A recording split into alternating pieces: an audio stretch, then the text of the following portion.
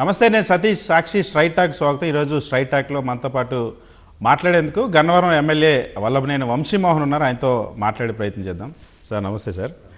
Sir సాధారణంగా ఏ politician అయినా మేము ఇంటర్వ్యూ చేయాలంటే పాలిటిక్స్ ఎలా అని అడుగుతాం, కానీ ఇప్పుడు మిమ్మల్ని హౌజ్ యువర్ స్టడీస్ అని అడగాలనిపిస్తుంది.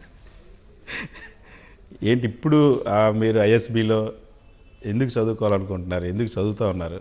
అంటే పబ్లిక్ పాలసీ మీద కోర్స్ ఉందని తెలుసుకొని మనం పబ్లిక్ లైఫ్లో ఉన్నాం కదా, మనం అంటే బెటర్గా మనం ఎడ్యుకేట్ చేసుకోవటం, పబ్లిక్ ఏ రకంగా బెటర్గా మనం సర్వీస్ చేయగలుగుతాం, నాలెడ్జ్ ఉంటే బెటర్ కదా అని ఆ కోర్సు ఆప్ చేయటం జరిగింది. ఆల్మోస్ట్ అయిపోవచ్చింది. అడ్మిషన్ ఎలా సార్, ఎలా వచ్చింది అది? దానికి వాళ్ళు స్క్రీనింగ్ చేస్తారండి. స్క్రీనింగ్ చేసి ఎలిజిబిలిటీ పట్టిస్తారు. మీ బ్యాచ్లో ఎవరైనా ఇంకా పొలిటీషియన్స్ ఉన్నారా, మీరు ఒక్కరైనా? ఆ బ్యాచ్ ఎలా ఉంటుంది? లేదండి, ఇప్పటి వరకు ఎవరు లేరు. నేను కోర్స్ చేసిన తర్వాత మొన్న మధ్య పంజాబ్ నుంచి ఎవరో ఒక లెజిస్లేటర్ ఒక ఆయన జాయిన్ అయ్యారని చెప్పారు. ఇంకా కరెక్ట్గా తెలియదు నాకు. ఇప్పటివరకు అయితే ఎవరు పొలిటికల్ ఫీల్డ్ వాళ్ళు ఎవరు చేయలే. సరే, ఎందుకు అంటే ఈ ఒకవైపు ఎమ్మెల్యేగా చాలా బిజీగా ఉంటూ రెండోసారి ఎమ్మెల్యేగా అయినటువంటి మీరు ఇప్పుడు మళ్ళీ అది చదువుకొని ఆల్రెడీ పబ్లిక్ లైఫ్లో ఉండి పబ్లిక్ అడ్మినిస్ట్రేషన్ మీద మళ్ళీ ఏం నేర్చుకోవాలనుకుంటున్నాను? అంటే అవి స్పెషలైజ్డ్ కోర్సులు కదా అవి. మేము అంటే పబ్లిక్ లైఫ్లో ఇప్పుడు నా ముందు తరం ఎప్పుడు రాజకీయాల్లో లేదు. నేను అనుకోకుండా రాజకీయాల్లోకి వచ్చిన వాడిని. ఏదో కొడాలి నాని గారితో ఉన్న స్నేహం వల్ల, పరిటాల రవి గారితో తిరగటం వల్ల రాజకీయాల్లోకి వచ్చిన ఆయన తప్పితే నా ముందు తరం ఎప్పుడు లేదు. నాకు ఎప్పుడు రాజకీయం తెలియదు కూడా. అంతకుముందు డైరెక్ట్గా వచ్చినాయని కాబట్టి దాంట్లో ఏదన్నా బెటర్గా మనం చేయగలుగుతాము అని కోర్స్ చేయడం జరిగింది. సార్, మీరు యూనివర్సిటీ రోజుల్లో కూడా మీ యూనివర్సిటీలో కూడా గోల్డ్ మెడలిస్ట్ అంట. ఎడ్యుకేషన్ అంతా ఎడ్యుకేషన్ మొత్తం మెరిట్ స్టూడెంటేనా సార్? పర్వాలేదు, అంటే 7th 10th స్టేట్ ర్యాంకర్ని. తర్వాత యూనివర్సిటీలో కూడా పర్వాలేదు, గోల్డ్ మెడల్ వచ్చిందండి. పర్వాలేదు. మరి అంత సీరియస్గా కాన్సన్ట్రేషన్ అంత ఎడ్యుకేషన్ మీద ఉన్నటువంటి వల్లభనేని వంశీ ఎడ్యుకేషన్ తర్వాత ఎటువైపు వెళ్ళారు? అంటే చదువుకున్న తర్వాత కొంతకాలం నేను మైక్రోబయాలజీ కంప్లీట్ చేయడంతో యుఎస్లో ఏదైనా ఛాన్స్ వస్తుందేమో అని అనుకున్నాను. అప్పుడు కొంత వీసాస్ ప్రాబ్లం ఉండింది. తర్వాత ఏదన్నా సెల్ఫ్ ఎంప్లాయ్మెంట్ ట్రై చేద్దాం అనుకున్నాను. అది కుదరలా. అయితే పరిటాల రావు గారితో తిరగటం, ఆయనతో కొంతకాలం సాన్నిధ్యం ఉండటంతో రాజకీయాలలో తిరగటం మొదలుపెట్టి, తర్వాత నాని గారితో స్నేహం, ఆయన వల్ల ఈ మొత్తం గైడెన్స్ అంతా నానిగారు ఇచ్చేవాడు, నేను ఇచ్చేసి. సరే, యూనివర్సిటీ లెవెల్లోనే స్టూడెంట్ పాలిటిక్స్లో ఉన్నారా, లేకపోతే అసలు పరిటాల రవి గారికి మీకు పరిచయం ఎప్పుడు మొదలైంది సార్? ఎక్కడ కృష్ణా జిల్లా, ఎక్కడ అనంతపురం, ఎలా మీ ఇద్దరి మధ్య పరిచయం? అంటే యూనివర్సిటీలో కూడా మేము కమ్యూనిస్ట్ పార్టీ ఆర్గనైజేషన్లో ఉండేవాళ్ళం. ఏఎస్ఎఫ్లో సిపిఐ నారాయణ గారు అప్పుడు తిరుపతిలో పనిచేసేవాళ్ళు. మొదటి నుంచి మా నియోజకవర్గం కొద్దిగా కమ్యూనిస్ట్ పార్టీకి సానుభూతి పరులు అవటం, మా తల్లిదండ్రులు కూడా అట్లా అవటంతో అక్కడ స్టూడెంట్ యూనియన్లో పనిచేసాం. అక్కడి నుంచి తర్వాత ఆయన కూడా కమ్యూనిస్ట్ పార్టీ నేపథ్యంలో రావడంతో కొంత సాన్నిధ్యం ఏర్పడటం, ఆయనతో తిరగటం జరిగింది. అంటే పరిటాల రవి గారితో అంటే ఏం చేసేవారు సార్? అంటే పరిటాల రవితో ఫాలోవర్గా ఉండేవాళ్ళ, యాక్టివ్గా అంటే పాలిటిక్స్లోకి రావాలని ఆయన దగ్గరికి? మాకు అనంతపురం జిల్లాతో ఏం సంబంధం లేదు కదా, అంటే అక్కడ ఉన్న రాజకీయాలకి మాకేం సంబంధం. కేవలం పరిటాల రావు గారు వెల్విషర్ కింద ఆయనతో తిరిగేవాళ్ళం అంతే తప్పితే అనంతపురంలో ఒక కాన్స్టిట్యున్సీలో ఫలానాను ఇంకోటి వేలు పెట్టడం అటువంటివి ఏం సంబంధం లేదు. ఊరికే ఆయన మీద ఉన్న ఇంట్రెస్ట్తో ఆయనతో తిరిగేవాళ్ళం. సో ఇటువంటి మీ ఫ్యామిలీలో ఇంతకుముందు ఎవరైనా పొలిటికల్ బ్యాక్గ్రౌండ్ ఉందా సార్? ఎవరు లేరండి. మా పేరెంట్స్ ఇద్దరు టీచర్స్, ఎవరు లేరు. సో మరి పాలిటిక్స్లోకి ఎందుకు వచ్చారు, ఎలా రావాల్సి వచ్చింది? ఏదో అనుకోకుండా వచ్చాము. వచ్చిన తర్వాత కొంత మన వల్ల ఇక్కడ ఉన్న ప్రాంతంలో భగవంతుడు మనం బాగా చూశాడు కాబట్టి, నేను ఇంతకుముందు కన్నా ఇప్పుడు బాగున్నాను కాబట్టి నా టైము భగవంతుడు నాకు ఇచ్చిన దానిలో కొంత ఈ కాన్స్టిట్యున్సీలో ఖర్చు పెట్టి ఏదన్నా పేద ప్రజలు వాళ్ళ లివింగ్ స్టాండర్డ్స్లోనో వాళ్ళ లైఫ్ స్టాండర్డ్స్లోనూ కొంత మార్పు తేగలిగితే, మనం ఏం తాజ్మహల్ కట్టలేము, లేకపోతే చార్మినార్ కట్టలేము, అందరినీ సాటిస్ఫై చేయలేము, బట్ ఎంతో కొంత మెరుగైనటువంటి లివింగ్ స్టాండర్డ్స్ని వాళ్ళకి చేయగలిగితే ప్రయత్నం చేయగలిగితే మంచిది అనుకున్నాను. పర్వాలేదు, ఐఎమ్ హ్యాపీ. అంటే సినిమా నిర్మాతగా కూడా కొన్నాళ్ళు చేశారు కదా సార్, రాజకీయాల కంటే ముందు నుండి సినిమాల మీద ఆసక్తి ఉందా? అంటే జనరల్గా ఇంట్రెస్ట్ ఉండేది. నాని గారితో ఉన్న పరిచయం వల్ల సినిమాలు కూడా చేసాం. నేను నాన్నగారు కలిసి చేసాం, విడిగా చేసాం. ఎన్ని సినిమాలు సార్ చేశారు? మేము ఇద్దరం కలిసి ఒకటి చేసాం, విడిగా మళ్ళీ కొన్ని చేసాం, వేరే వాళ్ళతో చేసాం. ఈ రాష్ట్ర విభజన జరగటం, తర్వాత రాజకీయాల్లో ఉండటం, వీటన్నిటి వల్ల సినిమాల్లో మళ్ళీ అంటే పేరు వేస్తే కూడా ఇబ్బందులు ఉంటాయి కదా, అందుకని కొన్ని బ్యాక్గ్రౌండ్లో ఉండి హెల్ప్ చేయటం, పార్టిసిపేట్ చేయటం జరిగింది. ఇప్పటికీ ఉన్నాం. సినిమా నిర్మాత కంటే ముందు యాక్చువల్ మీ కాలేజ్ డేస్లో కానీ తర్వాత మీ స్టూడెంట్ డేస్లో కానీ ఏ సినిమా బాగా ఎక్కువ చూశారు సార్? అంటే సినిమా జనరల్గా సినీ నిర్మాతలు అంటే బేసిక్గానే సినిమా మీద కూడా ఆసక్తి ఉంటుంది కదా. అంటే రామారావు గారి పౌరాణిక సినిమాలు ఎక్కువ చూశాను నేను. అంటే దానవీర సూరకర్ణ కానీ అట్లాంటి అని చాలాసార్లు చూసిన సినిమాలు అవి. చిన్నప్పటి నుండి ఎన్టీఆర్ అభిమాని సార్ మీరు? రామారావు గారు అంటే సార్ కొడాలి నాని గారిది మీది ఈయన ఫ్రెండ్షిప్పా లేకపోతే ఏంటి బాండింగ్ మీ ఇద్దరి మధ్య ఎప్పుడు పరిచయం? అది నాని గారు హరికృష్ణ గారితో ఉండేవాళ్ళు, అసోసియేట్ అయ్యి ఉండేవాళ్ళు. నేను పరిటాలరావు గారితో అసోసియేట్ అయ్యి ఉండేవాళ్ళు. అంటే వాళ్ళిద్దరి మధ్య కూడా మంచి సంబంధాలు ఉన్నాయి, హరికృష్ణ గారికి పరిటాలరావు గారికి. దానివల్ల మేము కూడా పరస్పరం కలవటం కానీ అట్లాంటప్పుడు వ్యూస్ ఎక్స్చేంజ్ చేసుకున్నాం. అట్లా ఇద్దరం బాగా క్లోజ్ ఫ్రెండ్స్ అయ్యాం. నేను పాలిటిక్స్లోకి రావడానికి కూడా ఒక రకంగా నాని గారి గైడెన్స్ కానీ, నేను వచ్చిన కొత్తలో అంటే మా ముందు తరం ఎప్పుడు రాజకీయాల్లో లేదు, డైరెక్ట్గా కాన్స్టిట్యున్సీ లెవెల్ పాలిటిక్స్లో ఎప్పుడు లేవు. ఏదో యూనివర్సిటీ పాలిటిక్స్లో పార్టిసిపేట్ చేయటం అంటే స్టూడెంట్ లైఫ్లో ఉండేవాళ్ళం, కానీ విలేజ్ లెవెల్లో కానీ కాన్స్టిట్యున్సీ లెవెల్లో కానీ ఎక్కడ నాకు ఇక్కడ చదువుకోలేదు, ఇక్కడ పరిచయాలు కూడా లేవు. కాబట్టి నాని గారి గైడెన్స్లోనే చేశా. చెప్పుకోవటానికి ఏం భేషజీవం లేదు. సో తర్వాత హరికృష్ణ గారి తర్వాత జూనియర్ ఎన్టీఆర్తో అటాచ్మెంటా మీ ఇద్దరికి? నాని గారు అంటే నాని గారు, జూనియర్ ఎన్టీఆర్ వీళ్ళందరూ బాగుండేవాళ్ళు. సో అట్లా సర్కిల్లో ఉండేవాళ్ళం కాబట్టి మేమందరం కూడా సహజంగానే రామారావు గారి అభిమానులు అవటం, జూనియర్ ఎన్టీఆర్ అంటే ఇష్టం ఉండటం, దాంతో మేమంతా కలిసి ఉండేవాళ్ళం. సార్ మీది కొడాలి నాని గారు, జూనియర్ ఎన్టీఆర్ ఒక ఫోటో ఉంటుంది సార్, ఒకరు కాలు మీద ఒకరు కాలు వేస్తున్నట్టు షూటింగ్లో, అట్లా అంత బాండింగ్ ముగ్గురు మధ్య బాగా క్లోజ్ ఉండేదే సార్? అది చాలా బాగుండేవాళ్ళం. అంటే ఇప్పుడున్న రాజకీయ పరిస్థితుల్లో జూనియర్ ఎన్టీఆర్ ఏమో సినిమాలకు పరిమితం అయ్యాడు. ఆయన మేమిద్దరం కూడా పాలిటికల్గా ఉన్నాం కాబట్టి బాగుండేవాళ్ళం. అంటే మామూలుగా ప్రైవేట్గా కూడా అంటే ఎప్పుడైనా అకేషన్స్కి అలా వెళ్ళడం ఏమైనా జూనియర్ ఎన్టీఆర్తో మీరు కొడాలి అట్లా ఉండేది సార్? యాక్చువల్గా లేదండి, ఈ మధ్య లేదు. తెలుగుదేశం వాళ్ళు ఏదో నన్ను నాని గారిని ఉపయోగించి ఎన్టీఆర్ని తన క్యారెక్టర్ అసాసినేషన్ చేద్దామనో, ఇమేజ్ టార్నిష్ చేద్దామనో ట్రై చేస్తున్నారు. ఇప్పుడేం లేదు, తన కెరీర్ చూసుకుంటున్నాడు. మేము అతని సానుభూతి పరులు, అతను ఇష్టపడతాను తప్పితే మా పొలిటికల్ కెరీర్లో అతని రోల్ కానీ, అతని సినిమా కెరీర్లో మా రోల్ కానీ లేదు. అతను వ్యక్తిగతంగా పైకి వచ్చిన వ్యక్తి, అతని స్వయం ప్రతిభతో వచ్చిన వ్యక్తి, అతనికి ఎవడో అవసరంలే.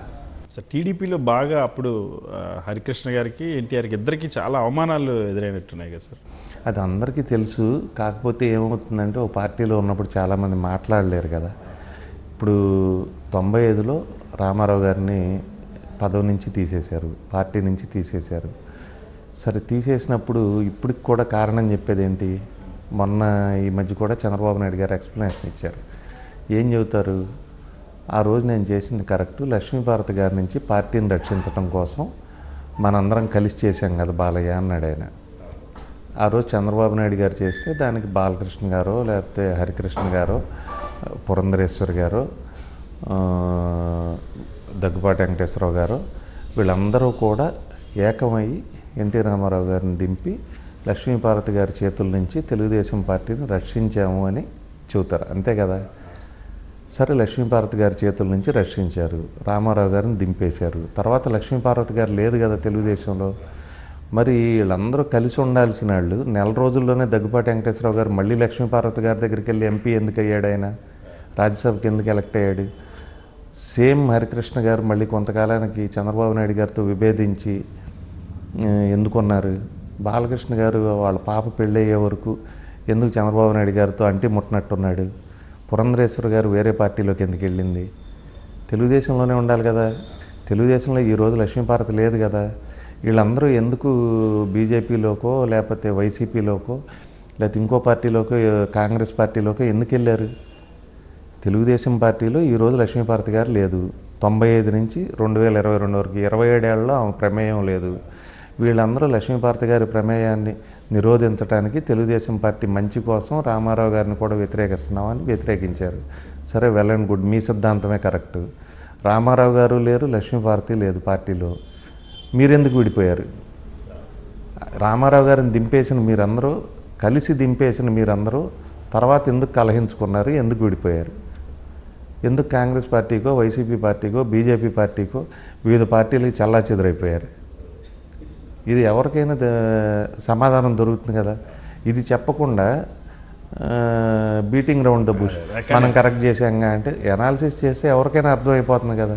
అన్స్టాపుల్ షోలో బాలకృష్ణ గారు చంద్రబాబు నాయుడు గారిని లోకేష్ని కూర్చోబెట్టి, ఆ రోజుల్లో నేను అసలు ఎన్టీఆర్ కాళ్ళు పట్టుకున్నాను, ఎన్టీఆర్ ఆశయాల కోసమే ఆ ఎపిసోడ్లో అలా వెన్నుపోటు పడవలసి వచ్చిందని కూడా చెప్పారు సార్. సరే, అవన్నీ నిజమే అనుకోండి. మీరు దింపారు రామారావు గారిని. రామారావు గారు పార్టీలో లేరు. తెలుగుదేశం పార్టీని రక్షించారు. మీరు కంచుకోట కట్టారు మీరు అందరూ కలిసి. లక్ష్మీపార్వతి గారు లేదు. మీరెందుకు విడిపోయారు? మీ 60 మంది. హరికృష్ణ గారు ఎందుకు అన్న తెలుగుదేశం పార్టీ పెట్టారు? పురంధరేశ్వర్ గారు ఎందుకు కాంగ్రెస్ పార్టీలో చేరారు? తర్వాత దగ్గుబాటి వెంకటేశ్వరరావు గారు ఎందుకు వైసీపీలో చేరారు? బాలకృష్ణ గారు ఎందుకు వాళ్ళ పాప పెళ్ళి అయ్యే వరకు మళ్ళీ వియ్యంకుడు అయ్యే వరకు ఎందుకు అంటి ముట్టినట్టున్నాడు? ఎందుకు? మీరందరూ కలిసే దింపారు కదా తెలుగుదేశం పార్టీని. బ్రహ్మాండమైనటువంటి అంతర్జాతీయ పార్టీ చేద్దామని, రామారావు గారు దాన్ని చేయలేకపోయారని, మీరు చేద్దామని దాన్ని రక్షిద్దామని దిగారు. ఎందుకు మళ్ళీ విడిపోయారు? లక్ష్మీపార్వతి గారు లేదు కదా. మీరు విడిపోయిన రోజున ఆ పార్టీలో లక్ష్మీపార్వతి గారు లేదు కదా, రామారావు గారు కూడా లేడు కదా. ఎందుకు విడిపోయారు? కానీ ఎవరి ప్రయోజనం కోసం వాళ్ళు, ఎవరి పదవి కోసం వాళ్ళు, వీళ్ళందరూ కలిపి రామారావు గారిని, కార్యకర్తలను, మమ్మల్నో, నాయకులను అందరినీ నమ్మించి రామారావు గారిని దింపారు. తర్వాత ఎవరికి పదవి రాలేదో వాళ్ళంతా బయటికి వెళ్ళిపోయారు. ఈ సింపుల్ లాజిక్ కదా. సరే, ఎన్టీఆర్ని బాగా అంటే బాగా అభిమానించేవాళ్ళు కానీ, ఈవెన్ 95 ఎపిసోడ్లో ఆయనతో పాటు ఉన్నవాళ్ళు కానీ చాలామందికి వరుసగా అవమానాలతోనే బయటికి వెళ్ళే పరిస్థితి అనుకుంటా కదా సార్. ఈవెన్ హరికృష్ణ దగ్గర నుండి జూనియర్ ఎన్టీఆర్ వరకు కూడా. ఎందుకు అలా జరుగుతుంది సార్ అక్కడ? ఇప్పుడు హరికృష్ణ గారికి ఎమ్మెల్సీ కాకముందు రాజ్యసభ మంత్రి ఇచ్చారు. ఎమ్మెల్యే కాకుండా మంత్రి ఇచ్చారు. తర్వాత మళ్ళీ మంత్రి రెన్యూవల్ చేయలే. అట్లాగే తర్వాత కొంతకాలం దూరంగా పెట్టి రాజ్యసభ ఇచ్చారు. మళ్ళీ రాజ్యసభ రెన్యూవల్ చేయలే, దూరం పెట్టారు. అట్లాగే ఎన్టీఆర్ 2009లో చాలా చిన్నపిల్లాడు తను. ఓ 25 ఏళ్ళ వయసు ఉంటుంది. ఆ వయసులో ఫిల్మ్ ఫీల్డ్లో ఆల్మోస్ట్ చిరంజీవి గారితో ప్యారలల్ స్టార్గా ఉన్నాడు, ఈక్వల్గా ఉన్నాడు. అటువంటి ఎన్టీఆర్ని తన కెరీర్ పణంగా పెట్టి ప్రచారం చేయించారు. తర్వాత యాక్సిడెంట్ కూడా జరిగింది కదా సార్. యాక్సిడెంట్ జరిగింది, తన ప్రాణాల మీదకి వచ్చింది.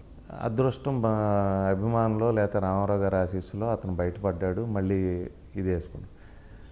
తర్వాత పేపర్లో ఎన్టీఆర్ తిరిగిన నియోజకవర్గాలన్నీ ఇవి అని మ్యాప్ వేసి ఏ ఊరు వెళ్ళాడు అని ఇట్లా మొత్తం గీతలు గీసి పేపర్లో ఈ ఊళ్ళన్నింటిలో తెలుగుదేశం ఓడిపోయింది అంటే ఇతను పార్టీకి పనికిరాడు అని వార్తలు రాయించారు. ఈనాడులోనే వచ్చింది ఇది. ఇంక దీంట్లో నేను దాపరికం చెప్పేది లేదు, అబద్ధం చెప్పేది లేదు, చరిత్ర మార్చేది లేదు. అంత ఘోరంగా ఎన్టీఆర్ని అవమానించి 14 ఎలక్షన్ ముందు వాళ్ళు ఎవరితో పొత్తు పెట్టుకున్నారో, ఎన్టీఆర్ని కనీసం పిలిచారో లేదో ప్రచారానికి అందరికీ తెలుసు. మా అందరికీ నాకు సీట్ ఇచ్చేప్పుడు కూడా చంద్రబాబు నాయుడు గారు నాతో ఒట్టేయించుకున్నాడు, నువ్వు ఎన్టీఆర్తో మాట్లాడకూడదని. అదేంటి సార్, అది టీడీపీలో ఉండి మీరు ఎన్టీఆర్తో మాట్లాడితే సీట్ ఇవ్వమన్నారు. 2014లో 9లో నేను పార్లమెంట్కి ఓడిపోయాను. ఓడిపోతే 14లో సీట్ ఇచ్చేటప్పుడు నువ్వు ఎన్టీఆర్తో మాట్లాడకూడదు, మాకు ఇబ్బంది ఉంది అని చెప్పాడు ఆయన. నేను ఇవన్నీ బయటికి చెబితే ఎందుకు అనవసరమైన ఇబ్బందులు నా మీద బయట బాధపడతారు, మళ్ళీ ఎమ్మటే వాళ్ళకి ఈ సోషల్ మీడియాలో బాగా ఇది కదా, వాళ్ళు చేస్తే సంసారం మేము చేస్తేనే వ్యభిచారం అని మా మీద పెద్ద పెద్ద పుస్తకాలు వేస్తారు, లేకపోతే క్యారెక్టర్ అసాసినేషన్ చేస్తా సోషల్ మీడియాలో పెడతారు. ఎందుకు లేని వదిలేయటం అంతే తప్పితే చెప్పాలంటే చాలా ఉంటాయి. ఎన్టీఆర్తో మాట్లాడకూడదని కండిషన్ పెట్టారు. అంటే ఎందుకు సార్, అంటే లోకేష్కి ఏమైనా ఎన్టీఆర్తో మీరు మాట్లాడితే లోకేష్కి ఇబ్బంది వస్తుంది. తర్వాత 2014 తర్వాత చంద్రబాబు నాయుడు గారు ఎన్నిక గెలిచాడు. ఎన్టీఆర్ని పిలిచారా ప్రమాణ స్వీకారానికి? పిలిస్తే ఎన్టీఆర్ వచ్చాడా? వచ్చిన ఎన్టీఆర్ ఏ బండిలో వచ్చాడు ప్రమాణ స్వీకారానికి? ఎక్కడ కూర్చున్నాడు ఆయన? కనీసం ఎవడన్నా పట్టించుకున్నాడా? ఓ బస్సులో 30 మందిని ఎక్కించి, ఆ బస్సులో ఎన్టీఆర్ని ఎక్కించి ఒక బ్యానర్ కట్టకుండా అతన్ని తీసుకెళ్ళి బస్సులో మళ్ళీ పార్సిల్ చేసి, నీతో మా పార్టీకి పని లేదన్నట్టు 5 ఏళ్ళు నడిపి, ఇప్పుడు ఏ అవసరం వచ్చినా కూడా ఎన్టీఆర్ స్పందించాలి, ఎన్టీఆర్ రియాక్ట్ అవ్వాలి, ఎన్టీఆర్ మా కోసం రావాలి, చెరులో దూకాలి, బావిలో దూకాలి. తన కెరీర్ పణంగా పెట్టి తను వచ్చినప్పుడు తనని అన్ని అవమానాలు పాలు చేసి మళ్ళీ ఇప్పుడు అతన్ని పిలవటంలో ఇదంతా ఏంటంటే కార్యకర్తలను యాజిటేట్ చేయటం. పార్టీని నమ్ముకున్న పాపం కొంతమంది పార్టీ అంటే ఇష్టం ఉంటుంది, వాళ్ళందరినీ ఏమన్నా తప్పు పట్టలేము. హ్యూమన్ ఎమోషన్స్ని క్యాష్ చేసుకోవటంలో చంద్రబాబు నాయుడు గారు దిట్ట. మీరు ఎక్కడైనా అబ్జర్వ్ చేయండి, 2 కులాల మధ్య, 2 మతాల మధ్య, ఇంకోటి మధ్య తగాదా పెట్టడం, ఎమోషన్ని రైజ్ చేయటంలో చంద్రబాబు నాయుడు గారు దిట్ట. లేకపోతే రామారావు గారు 6 సంవత్సరాలు పరిపాలించాడు, 5.5 ఏళ్ళు 6 ఏళ్ళు పరిపాలించాడు. 6 ఏళ్లలో ఆయన మండల వ్యవస్థ పెట్టాడు, మహిళలకు రిజర్వేషన్లు ఇచ్చాడు, మహిళా యూనివర్సిటీ పెట్టాడు, ఆయన తెలుగు యూనివర్సిటీ పెట్టాడు, అనేక రకాలుగా ₹2 కిలో బియ్యం పెట్టాడు, ఆయన మద్య నిషేధం పెట్టాడు, అనేక రకాలైనటువంటి యాక్టివిటీస్ చేశాడు ఆయన. రామారావు గారి వల్ల ఇది జరిగింది అని ఈరోజు కూడా చెప్పుకోగలం. రాజశేఖర రెడ్డి గారు ఉన్నారు, ఆయన 5 ఏళ్ళు చేశాడు. ఆరోగ్యశ్రీ కానీ, ఫీజు రియంబర్స్మెంట్ కానీ, ఇప్పటికీ భారతదేశంలో ఎక్కడ జరిగినా ఎవరు పేదవాడికి అన్నం పెట్టాడు లేకపోతే పేదవాడికి ఇల్లు కట్టించడానికి మొదటి ప్రయత్నం చేశాడంటే ఎన్టీ రామారావు గారి పేరు చెబుతారు. అట్లాగే పేదవాడి ఆరోగ్యం పట్ల, విద్య పట్ల ఎవరు ఇంట్రెస్ట్ చూపెట్టారు ఫస్ట్ ఇప్పుడు జరిగే స్టెప్స్ అన్నిటికీ కూడా మొదలు ఎవరంటే రాజశేఖర రెడ్డి గారి పేరు. వాళ్ళిద్దరూ ఒకళ్ళు 5 ఏళ్ళు ఒకళ్ళు 6 ఏళ్ళే ఉన్నారు. 14 ఏళ్ళు పనిచేశాడు చంద్రబాబు నాయుడు గారు. ఏం చేశాడైనా? కరెంటు బిల్లులు పెంచాడు రైతులకి, వ్యవసాయ మీటర్లు పెడతానన్నాడు. రైతులంతా హైదరాబాద్ వస్తే బషీర్బాగ్లో 10 మంది రైతులను పిట్ల కాల్చినట్టు కాల్పిచ్చేసాడు. కమ్యూనిస్ట్ పార్టీ వాళ్ళకు కోటింగ్ ఇచ్చాడు. అన్నీ చేసి ఈరోజు ఆయన ఏమంటాడు? వ్యవసాయం గురించినో లేకపోతే కరెంటు మీటర్ల గురించినో మోటార్ల గురించినో ప్రభుత్వం ఎన్నిసార్లు చెప్పినా కూడా లేదు మీటర్ పెడితే మీతో బిల్లు కట్టిస్తారని చెబుతాడు. ఇన్ని సంక్షేమ పథకాలు ఇచ్చే ప్రభుత్వం ఆ బిల్లు కట్టిస్తుందా వీళ్ళతో? ఫీజు రియంబర్స్మెంట్ ఇచ్చే ప్రభుత్వం, ఫీజులు కట్టే ప్రభుత్వం అది చేస్తుందా? అది ఎనర్జీ ఆడిట్ కోసమో లేకపోతే వాటర్ ఆడిట్ కోసం వీటన్నిటిని ఆడిట్ చేయాలని చెప్పింది చంద్రబాబు నాయుడు గారే ఇంతకుముందు. చాలాసార్లు పేపర్లో చదివాం కదా, వరల్డ్ బ్యాంక్ వాళ్ళు అడుగుతున్నారు, ఆ బ్యాంక్ వాళ్ళు అడుగుతున్నారు, ఈ బ్యాంక్ వాళ్ళు అడుగుతున్నారు, లేకపోతే డెవలప్మెంటల్ ఏజెన్సీస్ అడుగుతున్నాయి. వీటి మీద ఆడిట్ ఉండాలి, మనం తాగే నీళ్ళ మీద ఆడిట్ ఉండాలి, మనం వాడే నీళ్ళ మీద ఆడిట్ ఉండాలి, మనం పొలాలకు వాడే నీళ్ళ మీద ఆడిట్ ఉండాలి, లేకపోతే కరెంటు మీద ఆడిట్ ఉండాలి అని అనేక రకాలుగా చెప్పేవాడు కదా ఆయన. ఇప్పుడు అదే పని వేరే వాళ్ళు ఏదన్నా నష్ట నివారణ చర్యలో లేకపోతే పిల్ఫరేజ్ లేకుండానో దాన్ని ట్రై చేస్తే దానికి ఆయన ఏం చెబుతాడు? ఆయన చేస్తే సంసారం, వేరే వాళ్ళు చేస్తే వ్యభిచారం. ఆయనైతే మీకు గతంలో మన్మోహన్ సింగ్ గారు ప్రధానమంత్రిగా ఉండగా ఒక ఇష్యూ జరిగింది, మీరు గుర్తు తెచ్చుకోండి. 2012 కానీ 13 కానీ కాంగ్రెస్ పార్టీ ప్రభుత్వం, యూపీఏ ప్రభుత్వం అధికారంలో ఉంది. తెలుగుదేశం పార్లమెంట్ సభ్యులు ఓటేయటానికి కొంతమంది వెళ్ళా, పార్టీ విధానానికి వ్యతిరేకంగా కొంతమంది వెళ్ళి వేరే ఓటేశారు. మరుసటి రోజు ఈనాడు పేపర్లో నేరం జరిగిపోయింది, ఘోరం జరిగిపోయింది, తెలుగుదేశాన్ని మోసం చేసేశారు, వాళ్ళు చేశారు, వీళ్ళు చేశారు, ఫుల్ పేజీ రాశారు. పార్టీ విధానం ఇదైతే ఇట్లా చేశారు అని చంద్రబాబు నాయుడు గారు చెప్పినా కూడా ఎంపీలు ఒకళ్ళేమో పార్లమెంట్ తలుపులు మూసేశారని చెప్పారని, ఒకళ్ళేమో లోపలికి వెళ్ళి వేరే ఓటేశారని ఈ రకంగా రాశారు. తర్వాత వాళ్ళకే కదా మళ్ళీ ఎంపీ సీట్లు ఇచ్చింది చంద్రబాబు నాయుడు గారు. తర్వాత మళ్ళీ అంటే కాంగ్రెస్ పార్టీతో కొల్లుడయ్యారు అనఫిషియల్గా. బయటకు కనపడేదంతా కాంగ్రెస్ పార్టీని వ్యతిరేకిస్తూ ఉన్నారు. ఈ ముసుగు ఎప్పుడు తొలగిపోయింది? 2018లో తెలంగాణ ఎన్నికలప్పుడు రాహుల్ గాంధీ భుజం తట్టి నడిచినప్పుడు ఎమ్మటే ఆ ముసుగు తొలగిపోయింది. ఆ కాంగ్రెస్ పార్టీకి మేము లేకపోతే ఇంకో 10-20 ఎక్కువ వచ్చాయి. వాళ్ళేమో అధికారంలోకి వచ్చేవాళ్ళు కాదు, కానీ కేసీఆర్ గారి మీద ఇంకో 10-20 ఎక్కువ వచ్చాయి. మేము వెళ్ళేపాటికి వాళ్ళకి ఉన్నాయి ఊడినాయి. తర్వాత 2019లో ఏమైంది? మళ్ళీ ఎన్నుకు ఓడిపోయాం. ఓడిపోయిన తర్వాత ఈ పార్లమెంట్ సభ్యుల్ని బీజేపీ వాళ్ళతో పార్లమెంటు పక్షంలో కలిపింది ఎవరు? అవునా కదా? ఇప్పుడు కూడా మళ్ళీ కాంగ్రెస్ పార్టీలో కొంతమంది ఎమ్మెల్యేలను చేర్చింది ఎవరు? అంటే ఆయన ఇష్టపడి వాళ్ళతో మాట్లాడుకొని ఇటు అటు మేనేజ్ చేసి చేరిస్తే అది బ్రహ్మాండమైన రాజకీయ చాణక్య తంత్రం, చంద్రబాబు గారి తంత్రం. ఇప్పుడు నాలాంటాడు ఎవరన్నా లోకేష్తో పడకో, లోకేష్ మా మీద నెగిటివ్ న్యూస్ రాపిస్తున్నాడనో, ఇక రోజు ఇది ఎక్కడ పడతామని మేము బయటకు పోతే మేము వ్యభిచారం చేసినట్టు. మీ మీద బాగా ఇప్పటికీ మీరు కొడాలి నాని గారు మీ ఇద్దరి మీద ఐటీడీపీ అన్నది ఒక యుద్ధం ప్రకటించినట్టే. సార్ వాళ్ళు ఆరిపోయే పార్టీ, అది ఆరిపోయే దీపం. నేను ఎప్పటి నుంచో చెబుతున్నా, తెలుగుదేశం పార్టీ అంటే నాకు చాలా ఇష్టం, అది గొప్ప పార్టీ, కానీ అయిపోయింది దాని లైఫ్ స్పాన్. ఇప్పుడు శవాన్ని ఎక్కువ కాలం ఉంచుకోలేం, కంపు కొడుతుంది ఇంట్లో. ఎవడు పోయినా అంతే, అమెరికన్ ప్రెసిడెంట్ పోయినా అంతే, అంబానీ ఫ్యామిలీలో పోయినా అంతే, అడుక్కు తినేవాడు పోయినా అంతే. అట్లాగే ఎక్స్పైర్ అయిన డేట్ ఒక డ్రగ్ అంతే, ఒక పార్టీ అంతే. పశ్చిమ బెంగాల్ రాష్ట్రంలో 30 సంవత్సరాలు అప్రతిహతంగా జ్యోతిబాస్ గారి కింద నడిచిన కమ్యూనిస్ట్ పార్టీ ఈరోజు ఒక స్థానాన్ని పరిమితమైంది. ఈ దేశాన్ని 50-60 ఏళ్ళు నిరంతరాయంగా పరిపాలించిన కాంగ్రెస్ పార్టీ వాళ్ళ కేంద్ర ప్రభుత్వంలో ఎట్లా ఉందో చూస్తున్నాం. ఇవన్నీ పార్టీలు తప్పులేం కాదు, ప్రజల ఆలోచన విధానంలో వచ్చిన మార్పులు. ప్రజలు ఎప్పటికప్పుడు కూడా వాళ్ళు అప్డేట్ అవుతారు, వాళ్ళకి అకార్డింగ్గా మనం అప్డేట్ అవ్వకపోతే మనం పక్కన పెడతారు. జనతా పార్టీ ఇందిరాగాంధీని దింపిన పార్టీ ఏది? జనతా పార్టీ వాళ్ళ లోక్దల్ పార్టీ ఏది? కేంద్రంలో అధికారం చేసిన జనతా పార్టీ ఈరోజు ఎక్కడుంది? అట్లాగే సోషలిస్టులు కానీ వీళ్ళందరూ ఏమయ్యారు? ఎవరు లేరు కదా. ఎప్పుడు కూడా చరిత్రలో మనం గమనించాల్సింది రియాలిటీని యాక్సెప్ట్ చేయాలి, వాస్తవవాదానికి దగ్గరగా చేయాలి. పిడివాదం, వితండవాదం ఇది పనికిరాదు.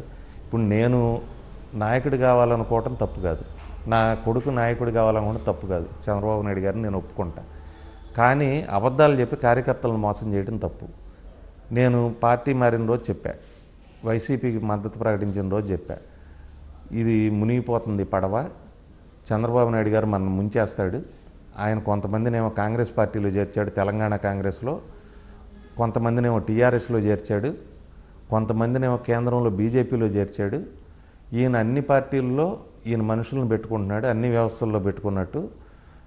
ఒక రకమైన రాజకీయం ఇది, పార్టీకి మంచిది కాదు. చదరంగంలో కూడా ఎప్పుడైనా సరే, ఏ ఆటలో అయినా సరే, కెప్టెన్ పోయినా, ఓ టీం లీడర్ పోయినా, రాజు పోయినా గేమ్ అయిపోతుంది. చదరంగానికి 100 స్టెప్పులు ఆడవసరలా, 3 స్టెప్పుల్లో రాజు పోతే గేమ్ పోయినట్టే. మొత్తం మిగిలిన భటులు, సైనికులు అందరూ ఉన్నా కూడా. చంద్రబాబు నాయుడు గారు ఏ రోజైతే ఒక నోటుకోటు కేసు కోసం హైదరాబాద్ నుంచి అర్ధరాత్రి కట్టుబట్టలతో పారిపోయి వచ్చి కాలువ గట్టు మీద కాపురం పెట్టాడో ఆ రోజే తెలుగుదేశం పార్టీ స్మాష్ అయింది. ఇప్పుడు కేసులు చాలామంది మీద పెట్టారు, ఏమవుతుంది? ఏం చేస్తారు? దానికి కూడా వ్యవస్థలు ఉంటాయి, ఎగ్జామిన్ చేస్తాయి, ఏజెన్సీలు ఉంటాయి, స్క్రూటినీ చేస్తాయి. ఒక చిన్న కేసు పెడితే పారిపోవటానికి ఇప్పుడు రేవంత్ రెడ్డి అక్కడ కాంగ్రెస్ పార్టీ తరఫున ఫైట్ చేయట్లేదు, అతని మీద లేదా కేసు? ఇప్పుడు దేశంలో జయలలిత కానీ లేకపోతే వీళ్ళందరి మీద లేవా ఇంతకుముందు? లల్లూ ప్రసాద్ గారి మీద కానీ కేసులు లేని రాజకీయ నాయకులు ఎవరున్నారు? పొలిటికల్ కేసులు కావచ్చు, లేకపోతే ఫైనాన్షియల్ కేసులు కావచ్చు, ఏదైనా కావచ్చు. ఫైట్ చేసిన వాళ్ళు సర్వైవ్ అయ్యారు, ఫైట్ చేసిన వాళ్ళు విన్నర్స్ అయ్యారు, పారిపోయిన వాళ్ళు ఎప్పుడు కూడా ఇదవుతారు.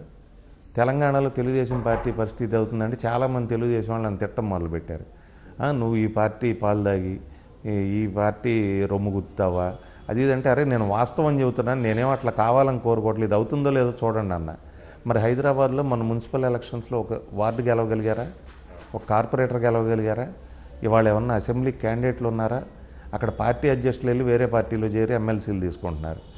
సేమ్ రేపైనా అంతే. ఇప్పుడు ఆయన నోటితో ఆయనే చెబుతున్నారు కదా చంద్రబాబు నాయుడు గారు, ఇవే నాకు చివరి ఎన్నికలు అంటున్నాడు ఆయన. అంటే కమ్యూనిస్ట్ పార్టీలు ఉన్నాయి, బీజేపీ వాళ్ళు అధికారంలో రావడానికి చాలా సంవత్సరాలు ఫైట్ చేశారు.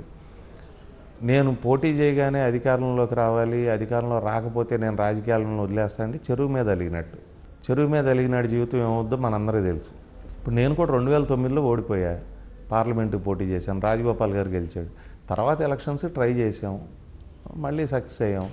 అంతేగాని నేను ఓడిపోతే ప్రజల్ని తిట్టడం, లేకపోతే నేను ఓడిపోతే పార్టీ మానేస్తానంటాం, నేను ఓడిపోతే రాజకీయాలు మానేస్తాను, మీ కర్మ మీరు బోండి అంటాం.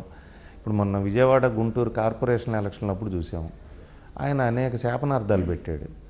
మీరు కానీ ఇప్పుడు ఓటైపోతే విజయవాడ గుంటూరు మీకు పౌరుషం లేనట్టు, మీరు అన్నం తిన్నట్టు, అసలు మీ గురించి నేను పట్టించుకోను, మీరు బతికుండి సచ్చినట్టే, నేను మళ్ళీ అమరావతి గురించి మాట్లాడను అని ఆయన అనేక పిల్లి శాపనార్థాలు పెట్టాడు. అవన్నీ టీవీల్లో చూసాం, పేపర్లో చదివాం. ఏమైంది? విజయవాడ గుంటూరు కార్పొరేషన్ 2 వైఎస్ఆర్ కాంగ్రెస్ పార్టీ గెలిచింది. ఊరుకున్నాడు ఆయన. పోని ఆయన శపథం మీద ఆగాడా? మంగమ్మ శపథం మీద. మళ్ళీ సంవత్సరం ఆగి మళ్ళీ అమరావతి యాత్రని ఇటు నుంచి తిరుపతి, ఇటు నుంచి వైజాగ్ మొదలుపెట్టి. అంటే దీంట్లో ప్రజలకి మర్చిపోతారు, మనం రోజు ఒక అబద్ధాన్ని 10 సార్లు చెబుతూ ఉంటే అదే నిజం అనుకుంటారని ఆయన పాలసీ అది పెట్టేసుకున్నాడు ఆయన. ఇక ఆయన్ని ఈ ఏజ్లో ఈ గేజ్లో మనం మార్చలేం. 75 ఏళ్ళ వయసు వచ్చినాక చంద్రబాబు నాయుడు గారిని మార్చడం, ఆయన మారాలని కోరుకోవటం మనం చేయలేం. ఆయనకు కూడా ఉన్న అడ్వైజర్లు మొత్తం మెదడు బూజు పట్టింది. బూజు పట్టి ఇప్పుడు తెలంగాణలో తెలుగుదేశానికి బూజు పట్టించారు. ఇప్పుడు అండమాన్ నికోబార్ దీవుల్లో పోటీ చేస్తారు నెక్స్ట్. తర్వాత అమెరికాలో పోటీ చేస్తారు, ఇంగ్లాండ్లో పోటీ చేస్తారు, France, Germany, Africa, Antarctica, Arctic ఖండం ఇట్లా పోటీ చేస్తామని చెబుతారు. అక్కడ వీలైతే 4 రోజులు ఫోటోలు దిగి ఆర్కిటిక్, అంటార్కిటికాలో 4 జెండాలు పెట్టి అక్కడ ఫోటో దిగి ఇక్కడ నెక్స్ట్ ఎలక్షన్ వస్తుంది, మనం ఇక్కడ మన తెలుగుదేశం పార్టీని అంతర్జాతీయ పార్టీ పెడతాం. అదేంటారు మీకు తెలంగాణలో లేదేంటి, ఆంధ్రాలో ఇంత బ్యాడ్ పొజిషన్ అయి ఉందంటే నెక్స్ట్ వచ్చేస్తామని చెబుతారు. అంటే ఆ చెప్పకపోతే ఫాలోయర్ పారిపోతాడు. నేను అధికారంలోకి వస్తాను అని చెప్పకపోతే ఫాలోయర్ పారిపోతాడు. అందుకని రోజుకో సర్వే వాడినాం, ఎవడో ఒకటి పిలిచి 4 పేపర్లు, టీవీలు, ఛానళ్ళు ఓదరగొట్టి వచ్చేస్తున్నాం అది ఇదని చెబుతూ ఉంటారు. ఇది మేము ఇన్నేళ్ళు చూసాం కదా, మేము ఆయన శిష్యులమే కదా. ఆయన బాడీ లాంగ్వేజ్, ఆయన మాట్లాడే మాటలు, ఆయన కథ మొత్తం మాకు తెలుసు కదా. తెలుగుదేశం పార్టీని మీరు విభేదించగానే మీ పైన, కొడాలి నాని పైన మీరు మీ ఇద్దరు తల్లి పాలు తాగి తల్లి రొమ్ము గుద్దే రకంలాగా ప్రవర్తిస్తూ ఉన్నారు అంటూ మీరు ఎప్పుడు చంద్రబాబు నాయుడిని లేదా లోకేష్ని విమర్శించినా సరే విపరీతంగా ట్రోలింగ్ చేస్తూ ఉంటారు సార్. మీ ఫ్యామిలీ కానీ అదంతా ఎలా రిసీవ్ చేసుకుంటారు? మీకు చెప్పాను కదా, ఇప్పుడు చంద్రబాబు నాయుడు గారు ఆయన దృష్టిలోనో లేకపోతే మిగిలిన వాళ్ళ దృష్టిలోనో ఆయన ఏమనుకుంటా అంటే నేను పరిశుద్ధాత్మ అనుకుంటాడు. ఆయనకి టికెట్ ఇచ్చింది ఇందిరాగాంధీ, 2 సార్లు ఇచ్చింది ఇందిరాగాంధీ, మంత్రి చేసింది. ఏం చేశాడు ఈయన ఇందిరాగాంధీని? తర్వాత రామారావు గారు 2 సార్లు టికెట్ ఇచ్చాడు, మంత్రి చేశాడు. ఏం చేశాడు రామారావు గారిని? ఈయన ఏ తల్లిపాలు దాగి మరి ఏం చేశాడు? ఈయన కాన్స్టిట్యున్సీ చంద్రగిరి కదా. కనీసం నేను నా ఊళ్ళో కొడాలని, మా ఊళ్ళో మేము చిన్నాళ్ళమో పెద్దాళ్ళమో మా బతుకు మేము బతుకుతున్నాం, ధైర్యంగా ఎలక్షన్ ఫేస్ చేస్తున్నాం. నియోజకవర్గం వదిలి చంద్రగిరి నియోజకవర్గాన్ని వదిలి 30 ఏళ్ల క్రితం పారిపోయారు మీరు. 35 ఏళ్ళు అయింది, మళ్ళీ తిరిగి రాలా నియోజకవర్గం. తెలంగాణ వదిలి పారిపోయి వచ్చి 8 ఏళ్ళు అయింది, మళ్ళీ తెలంగాణ వెళ్ళాలా. ఇవన్నీ రికార్డు కదా, హిస్టరీ కదా. ఇవన్నీ ఏంటంటే ఎండ్కి క్రానలాజికల్గా చెబుతారు. ఈయన చంద్రగిరి నుంచి 1983లో పారిపోయాను, ఈయన తెలంగాణ నుంచి 2015లోనో 16లోనో పారిపోయాను అని నెగిటివ్ హిస్టరీ కూడా వీళ్ళు కూడా రాస్తారు. నన్ను నాని గారిని అంటే రాష్ట్రానికి వచ్చిన నష్టమో దేశానికి వచ్చిన నష్టం ఏం లేదు. మేమేదో నియోజకవర్గానికి పరిమితమైన వాళ్ళం, మా ఆశలు ఆకాంక్షలు లేకపోతే మా ఇవి కూడా లిమిటెడ్గా ఉంటాయి. మేమేదో ఆ కాన్స్టిట్యున్సీలో ఉన్న వాళ్ళ మంచి వరకు ఆలోచిస్తాం. చంద్రబాబు నాయుడు గారి లాగా బిల్ గేట్స్ని మైక్రోసాఫ్ట్ పెట్టించాలని, లేకపోతే జో బిడెన్ అమెరికా ప్రెసిడెంట్ చేయాలని, ట్రంప్ను ఓడించాలని, లేకపోతే జర్మనీలో ఛాన్సలర్ను ఓడించాలని, లేకపోతే ఈయన సలహాలు తీసుకొని వరల్డ్ బ్యాంక్ కాడ పైకి రావాలని, అట్లా అంతంత తెలివితేటలు మాకు లేవు. కాబట్టి మాకున్న పరిమితమైన వనరులు మేధావితో మేము బతకగలుగుతాం. ఆయనే పాపం బతకలేక చంద్రగిరి నుంచి పారిపోవటమో, తెలంగాణ నుంచి పారిపోవటమో, నియోజకవర్గం లేని నాయకుడు అవటమో, కొడుకు కూడా సేమ్ అదే రూట్లో మంగళగిరి వెళ్ళి నియోజకవర్గం లేని నాయకుడు అవటం, ఇదంతా కూడా హిస్టారికల్ మిస్టేక్స్. ఇదేంటంటే మా కులం వాళ్ళకో మా సామాజిక వర్గం వాళ్ళకో ఇప్పుడు ఎవరెంత మంచి చేసినా కూడా దేవుడిని కూడా కులం పేరుతో చూసే రోజులు వచ్చేసినాయి. ఎవడికాడు ఈ దేవుడు మా కులం, ఈ దేవుడు మా మతం అనుకునే రోజులు వచ్చేసింది. దేవుడిని దేవుడిగా చూడట్లే. కాబట్టి ఈ రోజుల్లో ఏంటంటే ఈ ఛాందస్వాదం, పిడివాదం, ఈ చదువుకునేవాళ్ళు లేకపోతే చాలామంది ఈ ట్రాప్లో పడతారు, లాజిక్ ఆలోచించరు. ఇప్పుడు చంద్రబాబు నాయుడు గారు 2 సార్లు సీట్ ఇచ్చిన ఇందిరాగాంధీని ఎందుకు మోసం చేశాడు? ఆమె పాలు దాగి ఆమె రొమ్ము ఎందుకు గుద్దాడు? లేకపోతే ఎన్టీ రామారావు గారి పాలు దాగి ఆమె రొమ్ము ఎందుకు గుద్దాడు? ఇవన్నీ ఆవిడ ఆలోచించడు. ఆయన చెప్పింది బాగా కరెక్ట్గా ఉంది తమ్ముళ్ళు, నేను చెబుతున్నా ఏనండి అని చెప్పగానే ఆ నిజమే అంటారు.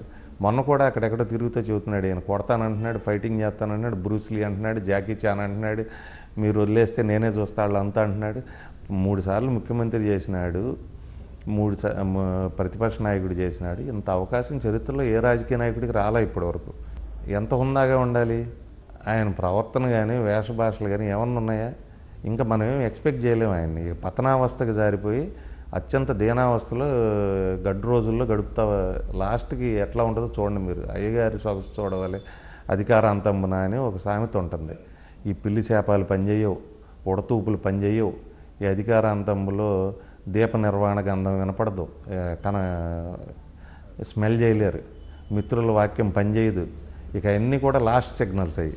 సార్ ఇప్పుడు మిమ్మల్ని కొడాలి నానిని టీడీపీని చంద్రబాబును విమర్శిస్తున్నారని చెప్పి కమ్మ సామాజిక వర్గాలకి దూరం చేయాలని లేదా ఆ కార్యక్రమాలకు ఎవరిని ఆహ్వానించొద్దంటూ కొన్ని మెసేజ్లు గతంలో తిరిగినాయి. అలాగే చందాలు వసూలు చేస్తున్నారు, నన్ను కొడాలి నానిని అదే సామాజిక వర్గం వసూలు. ఏమవుతుంది, మాకు నియోజకవర్గంలో ఉన్న ప్రజలు ఓటేస్తే గెలుస్తాం. ఆడెవడో చందాల రాయుడులాగానో లేకపోతే ఈ చెంచాబాబుల్లాగానో కాదు కదా. మేమేమి కమ్మ సంఘం హాస్టల్లో చదువుకున్న వాళ్ళం కాదు, కమ్మ సత్రాల మీద చదువుకున్న వాళ్ళం కాదు, మేమేమి వాళ్ళని అడ్డం పెట్టుకుని వచ్చిన వాళ్ళం కాదు, కుల రాజకీయాలు చేసిన వాళ్ళం కాదు. నియోజకవర్గంలో ఎవరున్నా అందరితో బాగానే ఉంటాం, వాళ్ళు బాగున్నంతసేపు మేము బాగుంటాం. కానీ లోకేష్ నెక్స్ట్ ఎలక్షన్లో ఖచ్చితంగా గన్నవరంలో వల్లభనేని వంశీని, గుడివాడలో కొడాలి నానిని ఓడించి తీరుతామని టార్గెట్ పెట్టుకున్నాడండి సార్. కుప్పంలో చాలా దీనమైన పరిస్థితిలో ఉన్నాడు చంద్రబాబు నాయుడు గారు. ఎంపీటీసీలు ఓడిపోయారు, సర్పంచ్లు ఓడిపోయారు, మున్సిపాలిటీ ఓడిపోయారు. కాళ్ళకు బలపం గట్టుకు తిరిగినా కూడా చంద్రబాబు నాయుడు గారు లోకేష్ మా నాన్న దేవుడు, నేను అదేదో అని పిచ్చి మాటలన్నీ కూడా మాట్లాడాడు. వెళ్ళి ఏం మాట్లాడినా కుప్పం వాళ్ళు ఓటేరా. కుప్పంలో చంద్రబాబు నాయుడు గారికి కోసాలు గదిలిపోయినాయి. కుప్పంలో తెలుగుదేశం పార్టీ కోట బేటలు వారింది. ఇప్పుడు దాకా ఉన్న దొంగ ఓట్లో లేకపోతే మిగిలినయో ఇవన్నీ కూడా ఐడెంటిఫై చేశారు, తీసేశారు. కుప్పం ఓటర్లు కూడా వైసీపీకి ఓటేశారు. 2 మంగళగిరి కొడుకు సంగతికి వస్తే ఇక అతని ప్రతిభా పాఠవాల గురించి మనం ఏం చెప్పుకోని అవసరంలా. అతను అత్యంత ప్రతిభావంతుడు. అతను ఎంత గొప్పాడో మనందరికీ తెలుసు కదా. కాబట్టి అతని గురించి కొత్తగా చెప్పుకోవసరం లోకేష్ గురించి. వీళ్ళిద్దరూ ఆ నియోజకవర్గాల్లో గెలిస్తే గొప్ప అని జనం అనుకుంటుంటే, ఒకళ్ళు కుప్పంలో ఒకళ్ళు మంగళగిరిలో, వీళ్ళు నన్ను కొడాలి నానిని పీకుతామంటారు. నువ్వు చంద్రగిరిలో పీకలేకపోయావే. చంద్రగిరిలో తెలుగుదేశం పార్టీ చిట్టచివరిసారి ఎప్పుడు గెలిచింది? నీ నియోజకవర్గం చంద్రగిరిలో నువ్వు ముఖ్యమంత్రిగా ఉండగా కూడా తెలుగుదేశం పార్టీ గెలవలా. నీ సొంత నియోజకవర్గం, దానికి సిగ్గుపడాలి. నువ్వు ఎక్కడో అమెరికాలో యుద్ధం చేస్తా, రోమ్లో యుద్ధం చేస్తా, ఆస్ట్రేలియాలో యుద్ధం చేస్తా అని ఇవన్నీ కూడా ఊరికే ఉట్టికి ఎగరలేనమ్మా స్వర్గానికి ఎగిరిందని. ముందు కుప్పం సంగతి చూసుకోమనండి. కుప్పంలో చంద్రబాబు గారు నెక్స్ట్ ఎలక్షన్లో గెలుస్తారా, లేకపోతే పాపం వాటర్లూ లాగా అయిపోతుందా ఆయనకి అనేది చూసుకోమనండి. మంగళగిరి నువ్వేదో మావో సెట్టింగ్ లాగా పాదయాత్ర చేస్తే మావో సెట్టింగ్ జనవరి 27 నుండి లోకేష్ పాదయాత్ర చేస్తారండి. అదే చైనాలో మావో సెట్టింగ్ అని ఆయన పాదయాత్ర చేశాడు. ఆయనదే మహాపాదయాత్ర అని చెబుతారు ఇప్పటికి వీటన్నిటికీ అది అని. ఈయన అంతకన్నా గొప్ప కమ్యూనిస్ట్ విప్లవకారుడు అవుదామని చేస్తున్నాడు. ఏమవుతుంది దీనికి ఏం చేస్తుంది? ఎత్తి దంచినా ఒకటే, ఎగిరి దంచినా ఒకటే, మామూలుగా దంచినా ఒకటే లోకేష్. కాబట్టి దీంతో వచ్చే ఫలితం ఏమి ఉండదు మనందరికీ అర్థమవుతుంది. కానీ పాపం ఆ పార్టీని నమ్ముకొని కొన్ని లక్షల మంది కేడర్ ఉన్నారు. రామారావు గారి అభిమానులు, తెలుగుదేశం పార్టీ అభిమానులు, లేకపోతే నాన్ కాంగ్రెస్ ప్లాట్ఫామ్ మీద ఆ ఊళ్ళల్లో ఉన్న గొడవల మూలాన, ఊళ్ళల్లో గ్రూపిజం ఉండటం మూలాన ఆ పార్టీని నమ్ముకొని కొంతమంది పాపం వాళ్ళందరూ బాధపడతారు. వీళ్ళకేమవుతుంది? చంద్రబాబు నాయుడు గారు 3 సార్లు ముఖ్యమంత్రి చేశాడు. ఇప్పటివరకు 30 ఏళ్ళ నుంచో 40 ఏళ్ళ నుంచో అధికారం అనుభవిస్తున్నాడు. సుమారు 45 ఏళ్ళు అయింది ఆయన ఎమ్మెల్యే అయ్యి. ఆల్మోస్ట్ ఆయన జీవిత చర్మాంకం వరకు కూడా అధికారం అనుభవిస్తూనే వచ్చాడు కదా. ఎమ్మెల్యే కిందో లేకపోతే ముఖ్యమంత్రి కిందో ప్రతిపక్ష నాయకుడి కిందో అనుభవిస్తూ వచ్చాడు. డబ్బు సంపాదించాడు. లోకేష్కి డబ్బుకు కొదవలేదు, హ్యాపీగా ఉంటాడు. పార్టీ ఈరోజు తెలంగాణలో తెలుగుదేశం పార్టీ కార్యకర్తలు ఏమయ్యారు? నాయకులు ఏదో పార్టీ దిక్కు చూసుకున్నారు. కాంగ్రెస్ పార్టీకో బీజేపీ పార్టీకో టీఆర్ఎస్లోనే చేరారు. అక్కడికి వెళ్ళి తెలంగాణలో కార్యకర్తలు ఏమయ్యారు? చూసుకొని వీళ్ళు కూడా తలవదారిన పోయారు. రేపు ఎక్కడైనా అంతే జరుగుతుంది. లోకేష్ కార్యకర్తలకు పాపం వీళ్ళకున్న ప్రేమ మూలని వీళ్ళు గబాలన అది వాస్తవం అని గమనించలేక వీళ్ళు ఫస్ట్ యుద్ధానికి దిగుతారు. అసలు నాయకుడికి తెలుసు ఇది మన చిట్ట చివరి యుద్ధం, అంతిమ యుద్ధం, దీంట్లో మనం జనగణమన, దీన్ని మనం గెలవలేని యుద్ధం ఇది అనేది తెలుసు ఆయనకి. తెలిసినా కూడా ఆయన అట్లా చెబుతాడు. మీకు ఉదాహరణ చెబుతా. గన్నవరం నియోజకవర్గం గురించి మేము 4 నాయకులు కూర్చొని ఉన్నాం, ఒక ఎంపీ గారు, ఇంకొక ఎమ్మెల్యే, ఇట్లా వాళ్ళందరితో మాట్లాడినాక చంద్రబాబు గారు ఈ కాన్స్టిట్యున్సీలో 50,000 మెజారిటీ వస్తుంది, గన్నవరంలో 60,000 కూడా టచ్ అవుతుంది, జాగ్రత్తగా చూసుకోండి అని చెప్పాడు. నేను అంత రాదు సార్, గెలవటం ఏదో రకంగా గెలుస్తా, నేను చాలా టఫ్ ఉంది బయట సిచ్యువేషన్ అని చెప్పాను. ఆయన నన్ను మందలించాడు, నీకు పిల్ల చేష్టలు బాగలేదు, రాజకీయాల్లో సీరియస్నెస్ ఉండాలి, అది ఇది. కాదు సార్, గెలవటం ఏదో రకంగా గెలుస్తాను, బట్ 50,000 60,000 రాదు సార్ అన్న. ఇది మా మధ్య జరిగిందని చాలామంది ప్రత్యక్ష సాక్షులు ఉన్నారు. చివరికి నేను చెప్పిందే నిజమైంది కదా. నేను ఆయనకన్నా వయసులో చిన్నాడిని, అనుభవంలో చిన్నాడిని, అన్నింటిలో చిన్నాడిని. కానీ నేనేం చెప్పాను అదేంది, ముక్కి 1000 ఓట్ల లోపు మెజార్టీతో గెలిచాను. నేను 40 గ్రామాలకు మంచినీళ్ళు ఇచ్చా, నా డబ్బులతో మోటార్లు పెట్టా, ఒక 50 గ్రామాలకి సిమెంట్ రోడ్లు వేసి పెట్టా, కంప్లీట్గా ఇది చేశా. నేను వాటికి 10% కాంట్రిబ్యూషన్ కట్టా. రాష్ట్రంలో అత్యధిక సీఎంఆర్ఎఫ్ ఇచ్చింది గన్నవరం నియోజకవర్గం. వాళ్ళకి విద్య వైద్యం పరంగా అనేక రకాలుగా సహాయం చేశా. అటువంటి నేను ఆ వేవ్లో జస్ట్ మిస్ జనార్దన్ లాగా అదృష్టవశాత్తు గెలిచా. నేను అది చెబితే ఆయనకు రుచించాలి, 60,000 వస్తుంది అంటారు. ఆయనకు సర్వే టీం ఉంటుంది, వాడేం చెబుతాడు కానీ ఈయన మనకు చెబుతాడు ఇది 60,000 వస్తుంది, మనం రాదంటే మన తిడతాడు. సో కానీ మీరు ఇవన్నీ చేసి గెలిచినటువంటి ఎమ్మెల్యే, కానీ మీరు మీ అవినీతికి సంపాదన కాపాడుకోవడం కోసం భయపడి తెలుగుదేశం పార్టీ నుండి బయటకు వచ్చేసారని ఆ ప్రచారం కూడా మీరు ఆ పార్టీని విమర్శించడం మొదలైంది. ఆంధ్రప్రదేశ్ రాష్ట్రంలో నాకు సెంటు భూమి లేదు, మా నాన్నగారి సమాధి తప్పితే. నాకు ఇల్లు కూడా లేదు. నేను ఏం అవినీతి చేశాను, లేకపోతే వాళ్ళ దగ్గర ఉన్నప్పుడు నంబర్ 1 ఎమ్మెల్యే అని 4 సంవత్సరాలు నాకు స్టేట్ మొత్తంలో ఉన్న ఎమ్మెల్యేలో నాలాగా పనిచేసే ఎమ్మెల్యే లేడని, నా అంత ట్రాన్స్పరెంట్ ఎమ్మెల్యే లేడని ఆయన చేతుల మీదుగా ఆయనే ఇచ్చాడు. ఇదే ఆంధ్రజ్యోతి ఈనాడులో పేపర్లు వేసి ఫోటోలు వేసి బ్రహ్మాండమైన ఫోటోలు వేసి రాశారు.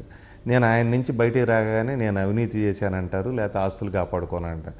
ఆస్తులు కాపాడుకోవడానికి నేను వైసీపీలో చేరితే సెంటు భూమి లేనండి, ఎకరం పొలం లేనండి. నేను ఆంధ్రప్రదేశ్ రాష్ట్రంలో వైసీపీ ప్రభుత్వం నా ఆస్తి ఏం కాపాడుతుంది, నాకు అసలు ఏమీ లేనండి, నాకేం కాపాడుతుంది? ఇవన్నీ పిచ్చి మాటలు. ఊరికే ఏంటంటే గుడ్డగాల్చి మొహానేయటం, నువ్వు తుడుచుకో, నేనైతే ముందు అనేసా అంటాం. ఇవన్నీ కూడా ఆరోపణలు చేయటం, గుడ్డగాల్చి మొహానేయటం చంద్రబాబు నాయుడు గారి స్వభావం. నన్ను అంటమే ఉంది, నేను చాలా చిన్నాడిని. మహానుభావుడు రామారావు గారు పార్టీ పెట్టి కొన్ని 100 మందికి 1000 మందికి ఎమ్మెల్యేల కింద, ఎంపీల కింద, జెడ్పీ చైర్మన్ల కింద చదువుకున్న వాళ్ళకి, లేకపోతే బడుగు బలహీన వర్గాలకి అవకాశం ఇచ్చిన వ్యక్తి. అటువంటి వ్యక్తినే చాలా దారుణంగా ఆయన వ్యక్తిత్వాన్ని దెబ్బతీసి క్యారెక్టర్ అసాసినేషన్ చేసి ఆయన ఏదో చెప్పుకోలేని భాషలో ఆయన గురించి పేపర్లలో రాపిచ్చి ఆయన క్యారెక్టర్ అసాసినేషన్ చేశారు. నేను కొడాలని ఒక లెక్క కాదు, కాకపోతే మేము భయపడం. ఎందుకంటే మేము ఆయనకన్నా చిన్నాళ్ళం. రామారావు గారు ఈయనకన్నా పెద్దాడు కాబట్టి ఆయన ముందు చచ్చిపోయాడు. ఇప్పుడు మమ్మల్ని ఈయన ఎన్ని చేసినా మేము ఈయన తర్వాత లెక్కే మాది. మేము చూస్తాం ఇది ఏం జరుగుతుంది, మమ్మల్ని క్యారెక్టర్ అసాసినేషన్ చేసి ఏం సాధించాడు అనేది మీరు చూస్తారు. ఈ మధ్య కూడా రీసెంట్గా తెలుగుదేశం వెబ్సైట్లో పెట్టారు, నేను లీడర్ కాదు పొలిటికల్ బ్రోకర్ అని పెట్టారు. బ్రోకర్ అంటే ఏంటి? రాజకీయంగా అన్నా బ్రోకరింగ్ చేయాలి, లేకపోతే వేరే బ్రోకరింగ్లు మనకు తెలుసు. రాజకీయంగా నేనెవరినన్నా కాంగ్రెస్ పార్టీలో చేర్చానా చంద్రబాబు నాయుడు గారిలాగా? రాజకీయంగా నేను ఎవరినన్నా చంద్రబాబు నాయుడు గారిలాగా బీజేపీ పార్టీలో చేర్చానా? రాజకీయంగా నేను ఎవరినన్నా నాకు సంబంధించిన పార్టీని, నా సభ్యులను తీసుకెళ్ళి వేరే పార్టీలో కుమ్మక్కయ్యానా? లేదు. తెలుగుదేశం సైకిల్ సింబల్ మీరు ఎట్లా తెచ్చుకున్నారో తెలుసు, దాన్ని ఏమంటారు? ఢిల్లీలో ఎట్లా తెచ్చుకున్నారో తెలుసు, దాన్ని ఏమంటారు? వాళ్ళ పేరు చెప్పకూడదని నేను చెప్పట్లే, అంతే. వాటిని బ్రోకరేజం అంటారు. రాజకీయంగానో వ్యక్తిగతంగానో బ్రోకరేజ్. నేను చేశానంటాడు ఆయన. నేనేం చేశాను? నన్ను అనటం ఎందుకు? నేను ఇవన్నీ అన్నాక మళ్ళీ బోర్ని ఏడవటం ఎందుకు? మీడియాలోకి వచ్చి ఇక ఎక్కెక్కి ఏడవటం. సరే, ఇప్పుడు మీరు గడప గడపకి కూడా వెళ్తున్నామన్నారు. జగన్మోహన్ రెడ్డి గారిని ప్రభుత్వం తీసుకున్న ఈ గడప గడప కార్యక్రమం సక్సెస్ అయినా సార్ ప్రజల్లోకి వెళ్ళడానికి ప్రజలకు చేసి చెప్పడానికి ఇది బాగా అంటే ఏ రాజకీయ పార్టీ అయినా కూడా ప్రజలకు మంచి చేయాలని అనుకుంటుంది, సిద్ధాంతపరంగా మంచి ఆలోచిస్తారు. అయితే కొన్ని రాజకీయ పార్టీలకే అవకాశం వస్తుంది ఈ మంచి పని చేసే అవకాశం. వచ్చిన తర్వాత కూడా ఆచరణలోకి వెళ్ళేపాటికి డౌన్ ద లేన్ వెళ్ళేపాటికి మనం చేసిన పని మంచి అయిందా చెడైందా అని అబ్జర్వ్ చేసేలోపు ఎలక్షన్లు వస్తాయి. మనకి ఎలక్షన్ల తర్వాత విషయం అర్థమవుతుంది, మనం ఒకటి అనుకుని చేస్తే ఒకటి అయిందని. ఉదాహరణ ఎట్లా ఉంటుందంటే, నేను గతంలో ఒక 50 గ్రామాల్లో నేను డబ్బులు ఖర్చు పెట్టి 10% పెట్టి సిమెంట్ రోడ్లు వేసినప్పుడు చాలా బాగుంది అనుకున్నాం, బ్రహ్మాండంగా చేసాం అనుకున్నాం, బాగా చేసుకున్నాం అనుకున్నాం. కరెక్ట్గా 2 ఏళ్ల తర్వాత వర్షాలు బాగా పట్టడం మొదలుపెట్టినాయి. జగన్ గారు సీఎం అయినాక మొత్తం డ్రైనేజ్ ప్రాబ్లం వచ్చింది. వీటికి కారణం సిమెంట్ రోడ్డు వేయటం. అంటే ఆ రోజు సిమెంట్ రోడ్డు వేస్తే 3 ఏళ్ల తర్వాత 4 ఏళ్ల తర్వాత ఈ సిమెంట్ రోడ్డు మూలనే డ్రైనేజ్ ప్రాబ్లం వచ్చిందని చెబుతున్నారు ఊళ్ళో. అట్లా ఒకరోజు మనం అనుకున్నది రెండో రోజు కరెక్ట్ అవ్వచ్చు, కరెక్ట్ కాకపోవచ్చు, ఆచరణలో ఇది కాకపోవచ్చు. నా ఉద్దేశం ప్రకారం అయితే జగన్మోహన్ రెడ్డి గారు వయసులో చిన్నాడైనా కూడా ఆయనకు ఒక ఆలోచన విధానంలో సిన్సియారిటీ కానీ ఆచరణలో నిబద్ధత కానీ ఉంది. నేను చెబితే మా వాళ్ళంతా ఏడుస్తారు. ఆయన ఎక్కువ ప్రచారం చేసుకోడు, ఎక్కువ మాట్లాడు, బయటకు వచ్చి షో ఆఫ్ చేయడు. కాబట్టి ఈ ఓదరగొట్టే ఛానల్స్, ఓకదంపుడు ఛానల్స్ వీళ్ళందరూ ఆయన బయటికి రాలేదు చేయలేదు అంటారు. ఆయన బయటికి రాకపోతే ఎవరికన్నా పెన్షన్ ఆగిందా? రాష్ట్రంలో ఎవరికన్నా పెన్షన్ ఆగిందా? 39 లక్షలు ఉన్న పెన్షన్లు 65 లక్షలకు వచ్చినాయి. ఎవరికన్నా అమ్మఒడి ఆగిందా? ఎవరికన్నా ఆసరా కానీ చేయూత కానీ ఇంకోటి కానీ ఆగిందా? ఇన్ని రకాల సంక్షేమ పథకాలు ఏదో రకాన రాష్ట్రం విడిపోయి ఎంతో ఆర్థిక ఇబ్బందుల్లో ఉన్నప్పటికీ కూడా పళ్ళ బిగున ఆయన మేనేజ్ చేసుకుంటే జాగ్రత్తగా కేంద్ర ప్రభుత్వంతో సఖ్యతగా ఉంటూ ఒక అడ్మినిస్ట్రేషన్ జాగ్రత్తగా సెట్ చేసి ఆయన చేస్తున్నాడు జగన్మోహన్ రెడ్డి గారు. నాకైతే బెనిఫిషరీస్ చూసినప్పుడు అనిపిస్తుంది, ఈ పేదవాళ్ళందరూ ఈ స్కీమ్స్ లేకపోతే కోవిడ్ టైంలో ఆ 2 ఏళ్లలో అనేక మంది ఆకలి చావులు తెచ్చిపోయేవాళ్ళు. ఆకలి రాజ్యం సినిమా తీయాల్సి వచ్చేది. అంత గొప్పగా రాష్ట్ర ప్రభుత్వ అడ్మినిస్ట్రేషన్ ఉంది. వీటన్నిటిని వాలంటీర్లు చేశారు. పాపం చిన్నపిల్లలు, వాళ్ళకి ఇచ్చే జీతం 5,000, కానీ వాళ్ళు సీఎం గారి బ్రెయిన్ చైల్డ్ నిజంగా అట్లాగే పనిచేశారు. వాళ్ళు సెక్రటేరియట్ వ్యవస్థ బ్రహ్మాండంగా పనిచేసింది. డౌన్ ద లేన్ ఎక్కడా కూడా ఫలానా పార్టీ ఓటేశారనో, ఫలానా కులమనో, ఫలానా మతమనో, ఫలానా రాజకీయ పార్టీకి వీళ్ళు బాగుంటారనో ఎవరికి ఒక స్కీమ్ తీసింది లేదు. నేను ఇప్పుడు ఎంతమంది దగ్గర తిరుగుతున్నా, ఎవరికన్నా ఆధార్ కార్డు వాళ్ళంతటి వాళ్ళు మార్చుకొని పొరపాటున ఏదన్నా వాళ్ళు ఏజ్ పెంచుకుందామనో ఏజ్ తగ్గిద్దామనో ప్రయత్నాలు చేసి, లేకపోతే వీళ్ళు ఇంతకుముందు ఇల్లు కట్టుకొని ఇప్పుడు ఇల్లు అడిగితేనో ఆధార్ రికార్డెడ్ ఇది తప్పితే ఎక్కడ ఒక రాజకీయ నాయకుడు పెన్షన్ ఆపేసాడనో, ఒక రాజకీయ నాయకుడి మూలాన నాకు అమ్మఒడి రాలేదనో, మా కాలనీలో ఉండే కార్పొరేటరో లేకపోతే వార్డు మెంబరో లేకపోతే ఎంపీటీసీనో ఎంపీపీనో శాసనసభ్యుడో వీళ్ళ మూలాన నాకు ఫలానా బెనిఫిట్ స్కీమ్ రాలేదనో ఇప్పటివరకు నాకు ఎవరు చెప్పాల. ఇదివరకు నేను చంద్రబాబు నాయుడు గారి కింద కూడా ఇదే పాలేరుతనం చేసి ఇదే పని చేశాను. ఆ రోజు పనిచేసినప్పుడు జన్మభూమి కమిటీలు పెట్టాము. ఏ ఊరు వెళ్ళినా కంప్లైంట్స్ వచ్చాయి. కాకపోతే జన్మభూమి కమిటీ పార్టీ వాళ్ళు కాబట్టి వాళ్ళని ఏమో అనలేం, ఇదయ్యేది. ఇప్పుడు ఆ కంప్లైంట్ లేదు కదా. పని అంతా బ్రహ్మాండంగా వాలంటీర్స్ సెక్రటేరియట్ స్టాఫ్ చేస్తున్నారు. 100కి 85 నుంచి 90% మందికి వెల్ఫేర్ స్కీమ్స్ వెళ్తున్నాయి. వెల్ఫేర్ స్కీమ్స్ వెళ్ళని వాళ్ళు ఎవరు? క్రీమీ లేయర్ అంటే ఇన్కమ్ ట్యాక్స్ పేయర్స్ కానీ, 4 వీలర్ ఉన్నవాళ్ళు కానీ, కారు ఉన్నవాళ్ళు కానీ, లేకపోతే ప్రభుత్వ ఉద్యోగస్తులు కానీ, వీళ్ళు తప్పితే ఏ ఒక్కరికి ప్రభుత్వం నుంచి సంక్షేమ పథకం వెళ్ళట్లేదు.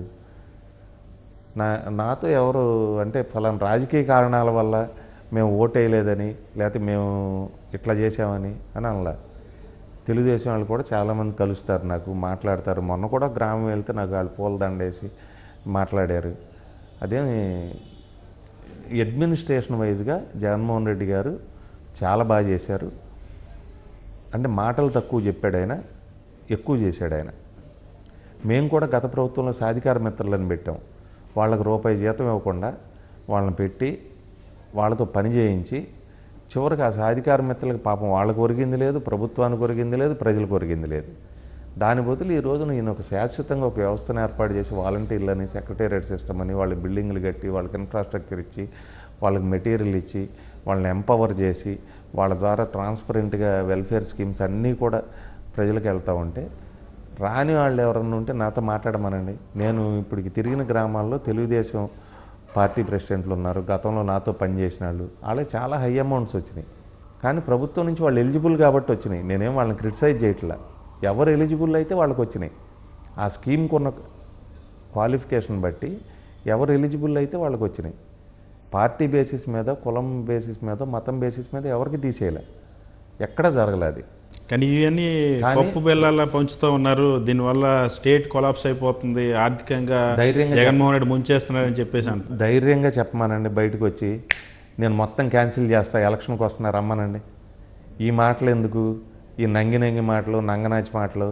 అమ్మ ఒడి పీకి పడేస్తా, నేను పెన్షన్ పీకేస్తా, లేకపోతే రేషన్ పీకేస్తా, లేకపోతే నేను చేయూత పీకేస్తా అని చెప్పమానండి. నేను చంద్రబాబు నాయుడు గారు నా మాట చెప్పమానండి. కాళ్ళకి దండం పెట్టి నేను కూడా పోటీ చేయకుండా ఇంట్లో కూర్చుంటా, ఆయనకు వదిలేస్తా, చేసుకోమనండి. ఆయనకి ఆ ధైర్యం ఉంటే నిజంగా చెప్పమనండి. నేను చెబుతున్నా, ఇవన్నీ పప్పు బెల్లాల కింద పంచుతున్నారు. ఈ పేదవాళ్ళంతా వేస్ట్ ఫెలోస్, వీళ్ళకి అవసరం లేదు. నేను వీటన్నిటిని ఏదో చేసేవాడిని, అది కట్టేవాడిని, ఇది కట్టేవాడిని, ఇది చేసేవాడిని. మానవ వనరులు అవసరం లేదు నాకు, ఒట్టి బిల్డింగులు, రోడ్లు, లేకపోతే నీళ్ళే కావాలి. ఇదే చెప్పమనండి ఆయన్ని. ఆ మాట ధైర్యంగా చెప్పమండి. ఒకటే మాట, అటో ఇటో మొత్తం క్యాన్సిల్ చేసి పడేసి నేనేంటో చూపెడతానని చెప్పమానండి. ఏమి రావు నా అని చెప్పమానండి. నేను పోటీ నుంచి అన్కండిషనల్గా విత్డ్రా అవుతా. అసలు దీంట్లో మళ్ళీ ఆయనకి కలవాల్సిన అవసరం లేదు, ఇంకోటి వచ్చి అడగాల్సిన పని లేదు. జగన్మోహన్ రెడ్డి గారు మొత్తం డెసిషన్స్లో, ఈ గవర్నమెంట్ తీసుకున్న డెసిషన్స్లో మీకు బాగా నచ్చి, చాలా మీకు మనసుకి బాగా నచ్చిన డెసిషన్స్ ఏంటి? ఏ రిఫార్మ్, ఏ రంగాల్లో తీసుకుంటున్న మార్పులు బాగా? నేను గవర్నమెంట్ స్కూల్లో చదువుకున్నా. మా నాన్నగారు, మా అమ్మ ఇద్దరు కూడా టీచర్స్, గవర్నమెంట్ టీచర్స్. గవర్నమెంట్ స్కూల్లోనే చదువుకున్నా, గవర్నమెంట్ హాస్టల్లోనే ఉన్నా. నేను ఆల్మోస్ట్ 15-16 ఏళ్ళు గవర్నమెంట్ హాస్టల్లో ఉన్నా.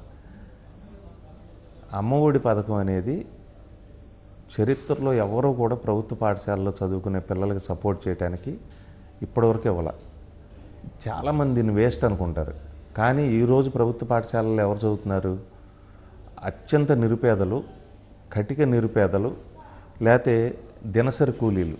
సంవత్సరం మొత్తం శాశ్వత ఆదాయం లేకుండా, పర్మనెంట్ ఆదాయం లేకుండా రోజు కూలీ వాళ్ళు, ఆ రోజు పని దొరికితే భోజనం దొరికేవాళ్ళు, అటువంటి నిరుపేదలు వాళ్ళ పిల్లలు మాత్రం ప్రభుత్వ పాఠశాలలో చదువుతున్నారు. వాళ్ళకి ప్రభుత్వం సపోర్ట్ చేస్తే పిల్లల్ని బెటర్గా చదివించుకుంటారు, పనికి తీసుకెళ్ళరు. దాని మూలాన నిరక్షరాస్యత తగ్గుతుంది, డ్రాప్అవుట్స్ తగ్గుతాయి, చదువు పెరుగుతుంది, హ్యూమన్ రిసోర్సెస్ పెరుగుతాయి. ఈ చదువుకున్న పిల్లలే మనకు 10 ఏళ్లకో 20 ఏళ్లకో ఈ రాష్ట్రానికి హ్యూమన్ రిసోర్స్ కింద మారుతారు. ఇది లాంగ్ టర్మ్ ఇన్వెస్ట్మెంట్. ఇది ఈ రోజు దాని రిజల్ట్ కనపడకపోవచ్చు, కానీ లిటరసీ మూలాన జరిగే మేలేంటి అనేది ఎవరికైనా తెలుసు, చదువుకోవటం మూలాన. దాన్ని కంప్లీట్ చేయడానికి అట్టడుగు వర్గాలకి అమ్మఒడి ఆలోచించడం అనేది నిజంగా ఇది చాలా గొప్ప ఆలోచన. 2, ఇంగ్లీష్ మీడియం. నేను అబ్జర్వ్ చేస్తున్నాను, ఇప్పుడు చాలామంది వాళ్ళ పిల్లల్ని ఇంగ్లీష్ మీడియంలో చేరుస్తారు.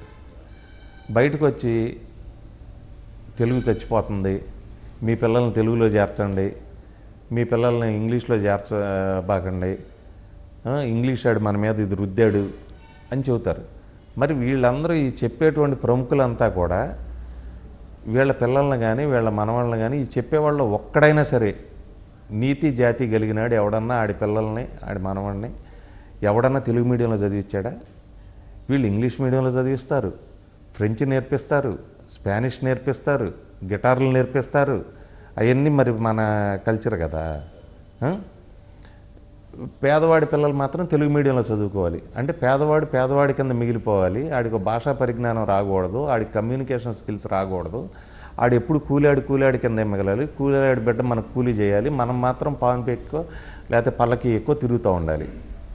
నేను చదివేసుకున్నాను, నా జనరేషన్ బాగుపడింది, నా పిల్లల్ని ఇంగ్లీష్లో చదివించుకుంటున్నా, నా దగ్గర పని చేసినాడో లేకపోతే నా దగ్గర కూలి చేసినాడో మా ఊళ్ళో అట్టడుగు వర్గం వాడు మాత్రం డెవలప్ అవ్వకూడదు, నాతో ఎట్పారు రాకూడదు అని చెప్పి ఇదంతా కూడా ఒక రకమైనటువంటి.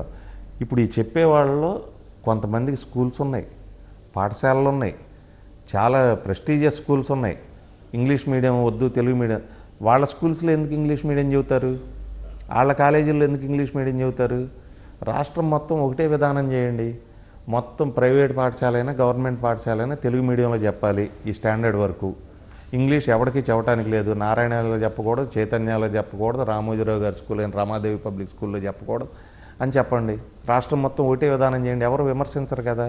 డబ్బున్నాడు పిల్లలు ఎందుకు అమెరికా ఇంగ్లీష్ మీడియంలో చదువుకోవాలి, డబ్బు లేనాడు పిల్లలు ఎందుకు తెలుగు మీడియంలో చదువుకోవాలి ప్రభుత్వ పాఠశాలలో? ఇట్లా ఇదంతా కూడా మనం చదువుతాం. మనుస్మృతి, శూద్రకవాదం, ఇట్లా వీళ్ళంతా ఆధునిక మనువులు. నా తరం నేను డెవలప్ అయిపోయిన తర్వాత మిగిలినాడు ఎట్లా పోతే నాకెందుకు, సొసైటీలో మిగిలిన వాళ్ళందరూ ఎట్లా చేస్తే నాకెందుకు, నేను ఒకని డెవలప్ అయ్యా, వాడు కూలి పనే చేసుకొని అని ఆలోచించేటువంటి ఆధునిక మనువులు వీళ్ళు. అట్లా అమ్మఒడి కానీ ఇంగ్లీష్ మీడియం ప్రవేశపెట్టడం కానీ నాకు చాలా నచ్చింది. ఐఎస్బీలో నా ప్రాజెక్ట్ వర్క్ కూడా అదే యాక్సెప్ట్ చేశారు. నా ప్రాజెక్ట్ వర్క్ కూడా ఎర్లీ స్టేజెస్ నుంచి ఇంగ్లీష్ నేర్పడం, దాంట్లో ఉన్నటువంటి కష్టం ఏంటి, నష్టం ఏంటి, టీచర్స్ని ఎట్లా మనం అప్డేట్ చేయాలి, లేకపోతే సడన్గా ఒక డెసిషన్ తీసుకోవటం వలన ఉన్న పరిణామాన్ని, కాన్సిక్వెన్సెస్ని ఫేస్ చేయడానికి స్టేట్ గవర్నమెంట్ ఎటువంటి అడాప్టివ్ మెథడ్స్ తీసుకోవాలి, టీచర్స్ని ఏ రకంగా మనం రిఫ్రెష్ చేసుకోవాలి, ఎట్లా అప్డేట్ చేసుకోవాలి, లేకపోతే ఇంగ్లీష్ మీడియం వలన ఉన్న అడ్వాంటేజ్ ఏంటి, డిసడ్వాంటేజ్ ఏంటి, వీళ్ళు చెప్పే కాగ్నిటివ్ స్కిల్స్ నిజంగానే డెవలప్ అవ్వవా, లేకపోతే ఐక్యూ లెవెల్స్ డెవలప్ అవ్వవా, ఇవన్నీ కూడా డిస్కస్ చేశాను. నా థీసిస్ కూడా యాక్సెప్ట్ అయింది. ఐఎస్బీలో నా ప్రాజెక్ట్ వర్క్ అదే. కాకపోతే ఎందుకు చెప్పలేదంటే నాకు అనేక మంది ప్రియమైనటువంటి అభిమానులు ఉన్నారు. వీళ్ళందరూ అనేక రకాలుగా చెడగొట్టడానికి చూస్తారు కాబట్టి ఓ పని అనుకున్నాను, ఇది కరెక్ట్ అనుకున్నాను. ఇది చేసి చూసిన తర్వాత తెలుస్తుంది కదా అనేదానికి ఎవరు చెప్పాలి. సార్, జగన్మోహన్ రెడ్డి గారి లీడర్షిప్ క్వాలిటీస్లో మీకు బాగా నచ్చిన క్వాలిటీస్ ఏంటి సార్? అంటే ధైర్యం, నిజాయితీ, అబద్ధం చెప్పకపోవటం. నాకు తెలిసి ఆయన అబద్ధం చెప్పడం అనుకుంటా. 2 ధైర్యం. సోనియా గాంధీ గారు పీక్ స్టేజ్లో ఉన్నప్పుడు ఆమెను ఎదురుకిచ్చి పార్టీ పెట్టుకొని సొంత జెండా పెట్టుకొని సొంత ఎజెండాతో ప్రజల్లోకి వెళ్ళినాడు. ఇంకా అంతకన్నా దమ్మే ఉంటుంది. ఒక నాయకుడి దగ్గర నిజాయితీ, దమ్ము, అబద్ధం చెప్పకపోవటం, ఇటువంటి క్వాలిటీస్ కన్నా ఇంకేం కోరుకుంటాడు ఎవడైనా? కాకపోతే వీటన్నిటినీ కూడా ఇప్పుడు నేను ధైర్యం అంటే దాన్ని మొండితనం అంటారు తెలుగుదేశం వాళ్ళు. నేను దమ్ము ఉంది అంటే తప్పనిసరి పరిస్థితుల్లో చేయాల్సి వచ్చిందంటారు. మనకి వచ్చినాయి అటువంటి పరిస్థితులు. ఇప్పుడు చంద్రబాబు నాయుడు గారు ఏమంటాడు, క్రైసిస్ నుంచి నేను అవకాశాన్ని ఎత్తుక్కుంటా, ఎడారిలోకి వెళ్ళి నేను వర్షం ఎట్లా కురిపించాలని ఆలోచిస్తా, అట్లాగే సముద్రంలో ఇసుక ఎట్లా తీయాలా అని ఆలోచిస్తా, పైన నీళ్లు ఉంటే అని క్రైసిస్ని ఒక ఆపర్చునిటీ కింద యూజ్ చేసుకుందామని ఆలోచిస్తాను నేనని చెబుతూ ఉంటాడు ఆయన. మరి ఆయనకి క్రైసిస్లు వచ్చినాయి కదా. తెలంగాణలో నోటుకోటు కేసు వచ్చింది, ఆపర్చునిటీ కింద టర్న్ చేసుకోలేదే. సార్, జగన్మోహన్ రెడ్డి గారు మీరు గతంలో ఎప్పుడు కలిశారు సార్? అంటే గతంలో ఒక విజయవాడ నగరంలో రంగా గారి విగ్రహం దగ్గర కలిసినటువంటి ఒక మూమెంట్ చాలా బాగా వైరల్ అయింది. అంటే రాధాబాబు ఆ రోజు పార్టీలో చేరుతా ఉన్నాడు. దమ్ము సినిమా రిలీజ్ అయింది. ఆ రోజు దమ్ము సినిమా రిలీజ్ అయినప్పుడు మా అన్నయ్య దేవినేని ఉమ్మ గారు ఉన్నాడుగా, చాలా ఆప్తుడైన అన్నయ్య మాకు. ఎన్టీఆర్ సినిమా ఏ రకంగా అతను ఓపెనింగ్స్ చెడగొట్టాలని చెప్పి ఆ రోజు కృష్ణా జిల్లా బంద్కి పిలిపించాడు ఆయన, జిల్లా పార్టీ అధ్యక్షుడు ఆయన. నాకు నాని గారు ఫోన్ చేసి, వంశీ ఎన్టీఆర్ సినిమా నువ్వు అట్లా థియేటర్లు మూపిస్తే ఓపెనింగ్స్ పోతే అట్లా. ఎన్టీఆర్ కూడా మాట్లాడాడు, తెలుగుదేశంలో ఉన్నాం, నేను ఆపినా మిగిలిన చోట్ల ఆపుతారు. కృష్ణా జిల్లా మొత్తం ఆ రోజు దమ్ము మార్నింగ్ షో వేయాల, మీరు చెక్ చేసుకోండి. ఎన్టీఆర్ మీద జరిగిన అనంత కుట్రల్లో ఇవన్నీ బాగాలి. ఆ రోజు దమ్ము మ్యాట్నీ షోకి వెళ్ళి తిరిగి వస్తా, రాధాబాబు పార్టీలో చేరుతున్నా అంటే అటు వెళ్ళి నేను కూడా జగన్మోహన్ రెడ్డి గారిని కలవటం జరిగింది. అది జరిగింది. ఆ రోజైనా సార్, అంతకుముందు ఎప్పుడైనా కలిసారా? నేను పరిచయం ఉంది, నాకు పరిచయం ఉంది. అంటే ఇవన్నీ కూడా ఇప్పుడు చెబితే అప్రస్తుతం, లేకపోతే గొడవలకు దారితీస్తాయి. కానీ రాజారెడ్డి గారు రవణతో బాగుండేవాళ్ళు, వాళ్ళ మధ్య సన్నిహిత సంబంధాలు ఉండే. ఆ రోజు అనంతపురం జిల్లాలో ఉన్న పరిస్థితుల్లో దివాకర్ రెడ్డి గారి మీద ఫైట్ చేయడం కోసం వీళ్ళందరూ కలిసి ఉన్నారు. ఇవన్నీ కూడా ఇప్పుడు చెబితే ఏంటంటే చరిత్ర తెలియని వాళ్ళకి, లేకపోతే వేరే వాళ్ళకి ఆర్గ్యుమెంట్కి స్కోప్ ఇచ్చినట్టు అన్నీ అప్రస్తుతం. కానీ ఆ రోజు కలిసిన సందర్భం ఇది. సార్, ఇప్పుడు జగన్మోహన్ రెడ్డి గారితో ఈ ప్రభుత్వంలో మీరు పనిచేస్తున్నప్పుడు అయిపోయింది గవర్నమెంట్ పని, ఇంక మళ్ళీ చంద్రబాబు నాయుడే ముఖ్యమంత్రి కాబోతా ఉన్నాడని ప్రతిరోజు ఈనాడు కానీ ఆంధ్రజ్యోతి కానీ ఎల్లో మీడియా అంతా ఒక టార్గెట్గా పెట్టుకొని మరి యుద్ధం ప్రకటించినాయి. ఏమనిపిస్తుంది సార్? గతంలో ఎన్టీఆర్కి కూడా ఇలాంటి పరిస్థితి ఎదురైనట్టుంది అప్పట్లో. ఎన్టీ రామారావు గారిని చాలా దారుణంగా వ్యక్తిత్వాన్ని ఇచ్చేశారు కదా. అనేక రకాల కార్టూన్లు వేశారు పేపర్లో ఆయన మీద, అనేక రకాలైనటువంటి అశ్లీలమైన వార్తలు రాశారు ఆయన మీద. ఆయన ఏదో అర్ధరాత్రి పూజలు చేస్తారని, లేకపోతే నగ్నంగా పూజలు చేస్తారని, లేకపోతే అనేక మంది మహిళలతో సంబంధం ఉన్న అనేక రకాలుగా, అంటే నాకు అవన్నీ మాట్లాడటం ఇష్టం లేదు, అనేక రకాలుగా ఎన్టీ రామారావు గారి క్యారెక్టర్ని ఇచ్చేసేట్టు అనేక వార్తలు రాశారు. ఆ మానసికమైనటువంటి దిగులతోనే ఆయన చనిపోయారు. సో ఇప్పుడు కూడా అదే జరుగుతున్నట్టుంది కదా సార్? కాకపోతే ఇక్కడ ఒక డిఫరెన్స్ ఉంటుంది. మీకు చరిత్రలో రిపీట్ అవ్వదు మళ్ళీ అది. అన్ని కాలాల్లో అందరినీ మోసం చేయలేం.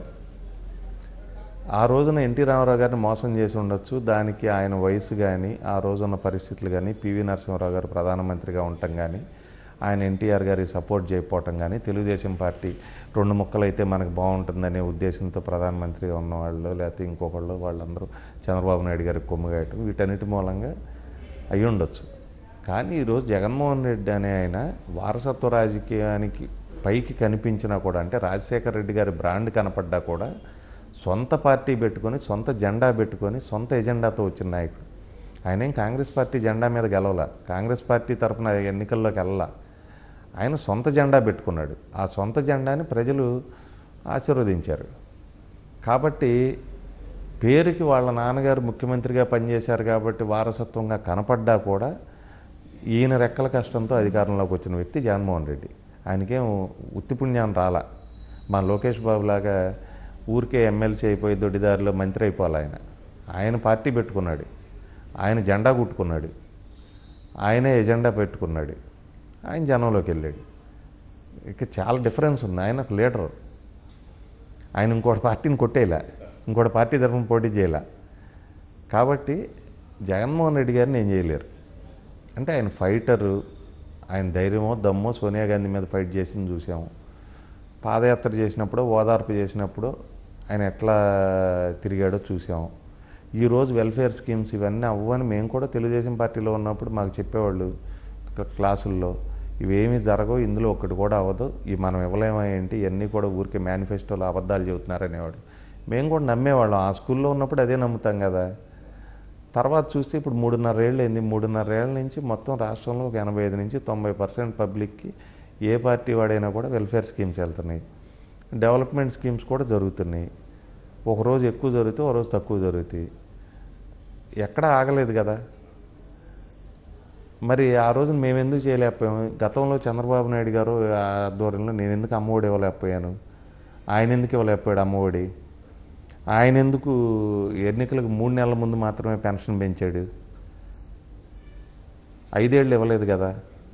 అట్లాగే ఈ చేయూతో మిగిలినయో ఇవన్నీ కూడా మేమేమి ఇవ్వలేదు కదా. 14 ఏళ్ళు మాకు అధికారం ఇస్తే మేము శాశ్వతంగా చెప్పుకోవడానికి ఒక పథకం లేదు. ఈరోజు మళ్ళీ ఇవ్వండి, నేను రాష్ట్రాన్ని అది చేస్తా ఇది చేస్తా అంటే. కానీ ఈసారి ప్రజలకి ఇది లాస్ట్ ఛాన్స్, నన్ను గెలిపించకపోతే నేను అసెంబ్లీకి ఇంకా రాను, ఇది నా కోసం కాదు మీకోసం గెలిపించండి అని చెప్పి చంద్రబాబు నాయుడు అంటారు. ప్రజలకు లాస్ట్ ఛాన్స్ చూడదు. ప్రజలు ఎప్పుడూ ఉంటారు, సమాజం ఎప్పుడూ ఉంటుంది, రాష్ట్రం ఎప్పుడూ ఉంటుంది, రాజకీయ నాయకుడు ఫినిష్ అవుతాడు. ఇక్కడ ఫినిష్ అయ్యే చంద్రబాబు నాయుడు గారు. బాధల్లో ఏంటంటే ఆయనకి ఏమైనా పర్వాలా, ఆ లోకేష్కి ఏమైనా పర్లేదు, నేనేం బాధపడను. కానీ పాపం ఆ పార్టీని నమ్ముకుని అమాయకులైన కార్యకర్తలు కొన్ని వేల మంది, కొన్ని లక్షల మంది పాపం ఆస్తులు పోగొట్టుకుంటారు. మొన్న కూడా 2 సర్వేలు జరిగినాయి, తెలంగాణలో ఒకటి, ఆంధ్రాలో ఒకటి. ఎన్నికలైన తర్వాత 2018, 2019లో ఎంతమంది తెలుగుదేశం కార్యకర్తలు డబ్బులు పోగొట్టుకున్నారో, ఎన్ని వందల వేల కోట్లు ఈ సర్వేలను నమ్మి, వార్తాపత్రికలను వీటిని నమ్మి, ఈ ఎల్లో సర్వేలను నమ్మి ఎంతమంది పోగొట్టుకున్నారో నాకు తెలుసు. పాపం వాళ్ళందరూ కూడా ఎన్ని బాధలు పడి ఉంటారు. రేపు కూడా మళ్ళీ అదే జరుగుతుంది వాళ్ళకి. గొర్రె కషాయాన్ని నమ్మినట్టు వీళ్ళు మళ్ళీ పదండి ముందు కంటే కషాయాడు గొర్రెను కోసేస్తాడు. కషాయాడికి ఏమవదు. చంద్రబాబు నాయుడు గారి భాష ఈ మధ్య మళ్ళీ మారిపోయింది. మొన్న కర్నూలు వెళ్ళినప్పుడు డీసెంట్రలైజేషన్ కోసం ఎవరైతే నినాదాలు ఇస్తున్నారో మిమ్మల్ని కొడతాను, రండి దమ్ముంటే నేను రౌడీలకే రౌడీని అని చెప్పేసి కామెంట్ చేస్తాను. ఎందుకు మారిందంటారు? అంటే ఇక ఆయన పాపం నిరాశ నిస్పృహలో ఉన్నాడు ఆయన, చంద్రబాబు నాయుడు గారు. కారణం ఏంటంటే ఆయన రాజశేఖర రెడ్డి గారు ఇద్దరు సమకాలికులు.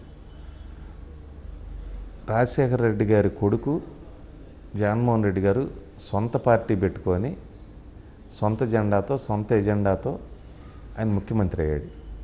ఈయన కొడుకు ఎమ్మెల్యేగా కూడా గెలవలేక జనం అందరూ మంగళగిరి మాలోకం ఏదో అనుకుంటున్నారు, నవ్వుకుంటున్నారు. ఆ బాధ ఉంటుంది కదా. నేను 3 సార్లు ముఖ్యమంత్రి చేశాను, 3 సార్లు ప్రతిపక్ష నాయకుడు చేశా. నా కొడుకు ఏంటి కనీసం ఒక అసెంబ్లీ స్థానానికి గెలవలేదు, నేనేమో నాది యూనివర్సిటీ అని చెప్పుకుంటాను, నాయకులను తయారు చేస్తానని చెప్పుకుంటాను, నా కొడుకుని తయారు చేసుకోలేకపోయాను అనే బాధ ఉంటుంది కదా. లోపల అంతరాత్మ ఉంటుంది. చంద్రబాబు నాయుడు గారికి ఒక అంతరాత్మ ఉంటుంది కదా.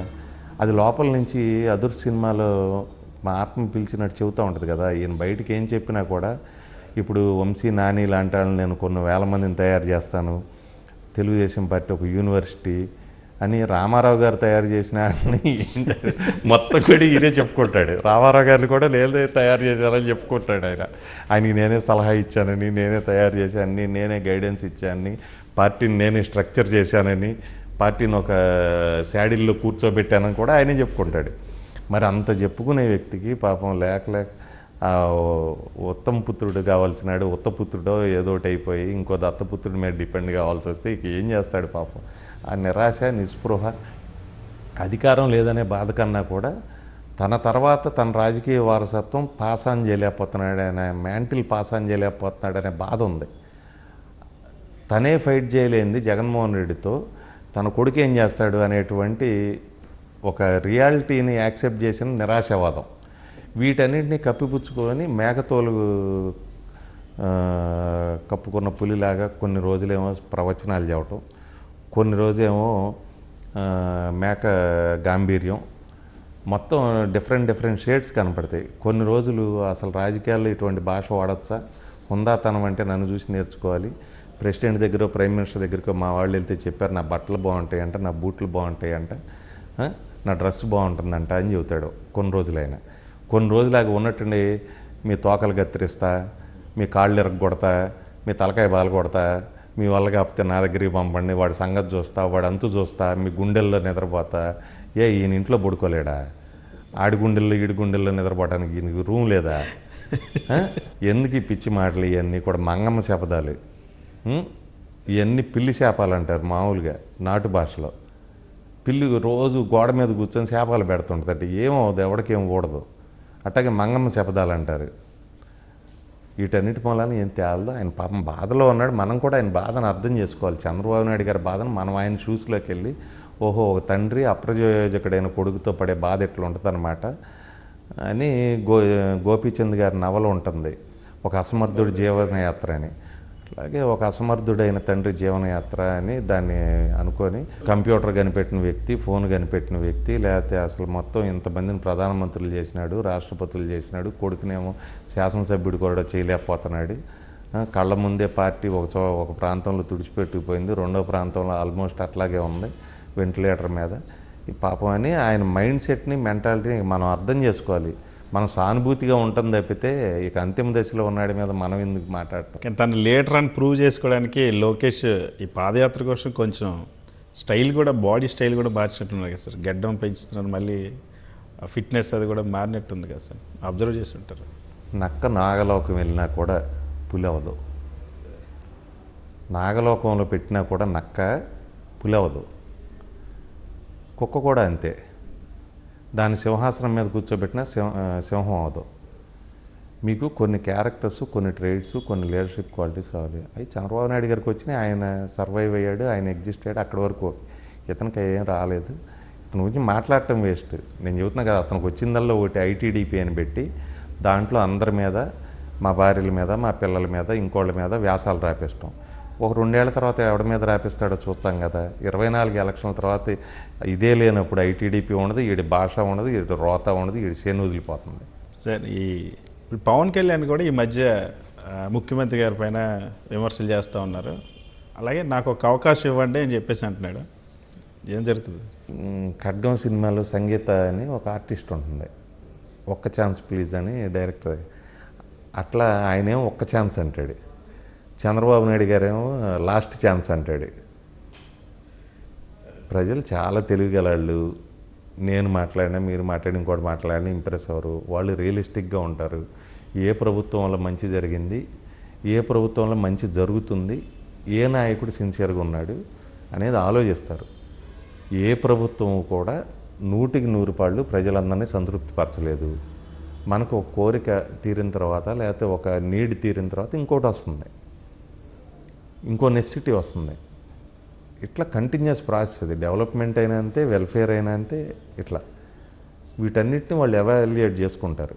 వాళ్ళకు ఒక అంచనా ఉంటుంది మైండ్లో. కాబట్టి ప్రజలను మోసం చేయలేరు ఎవరు.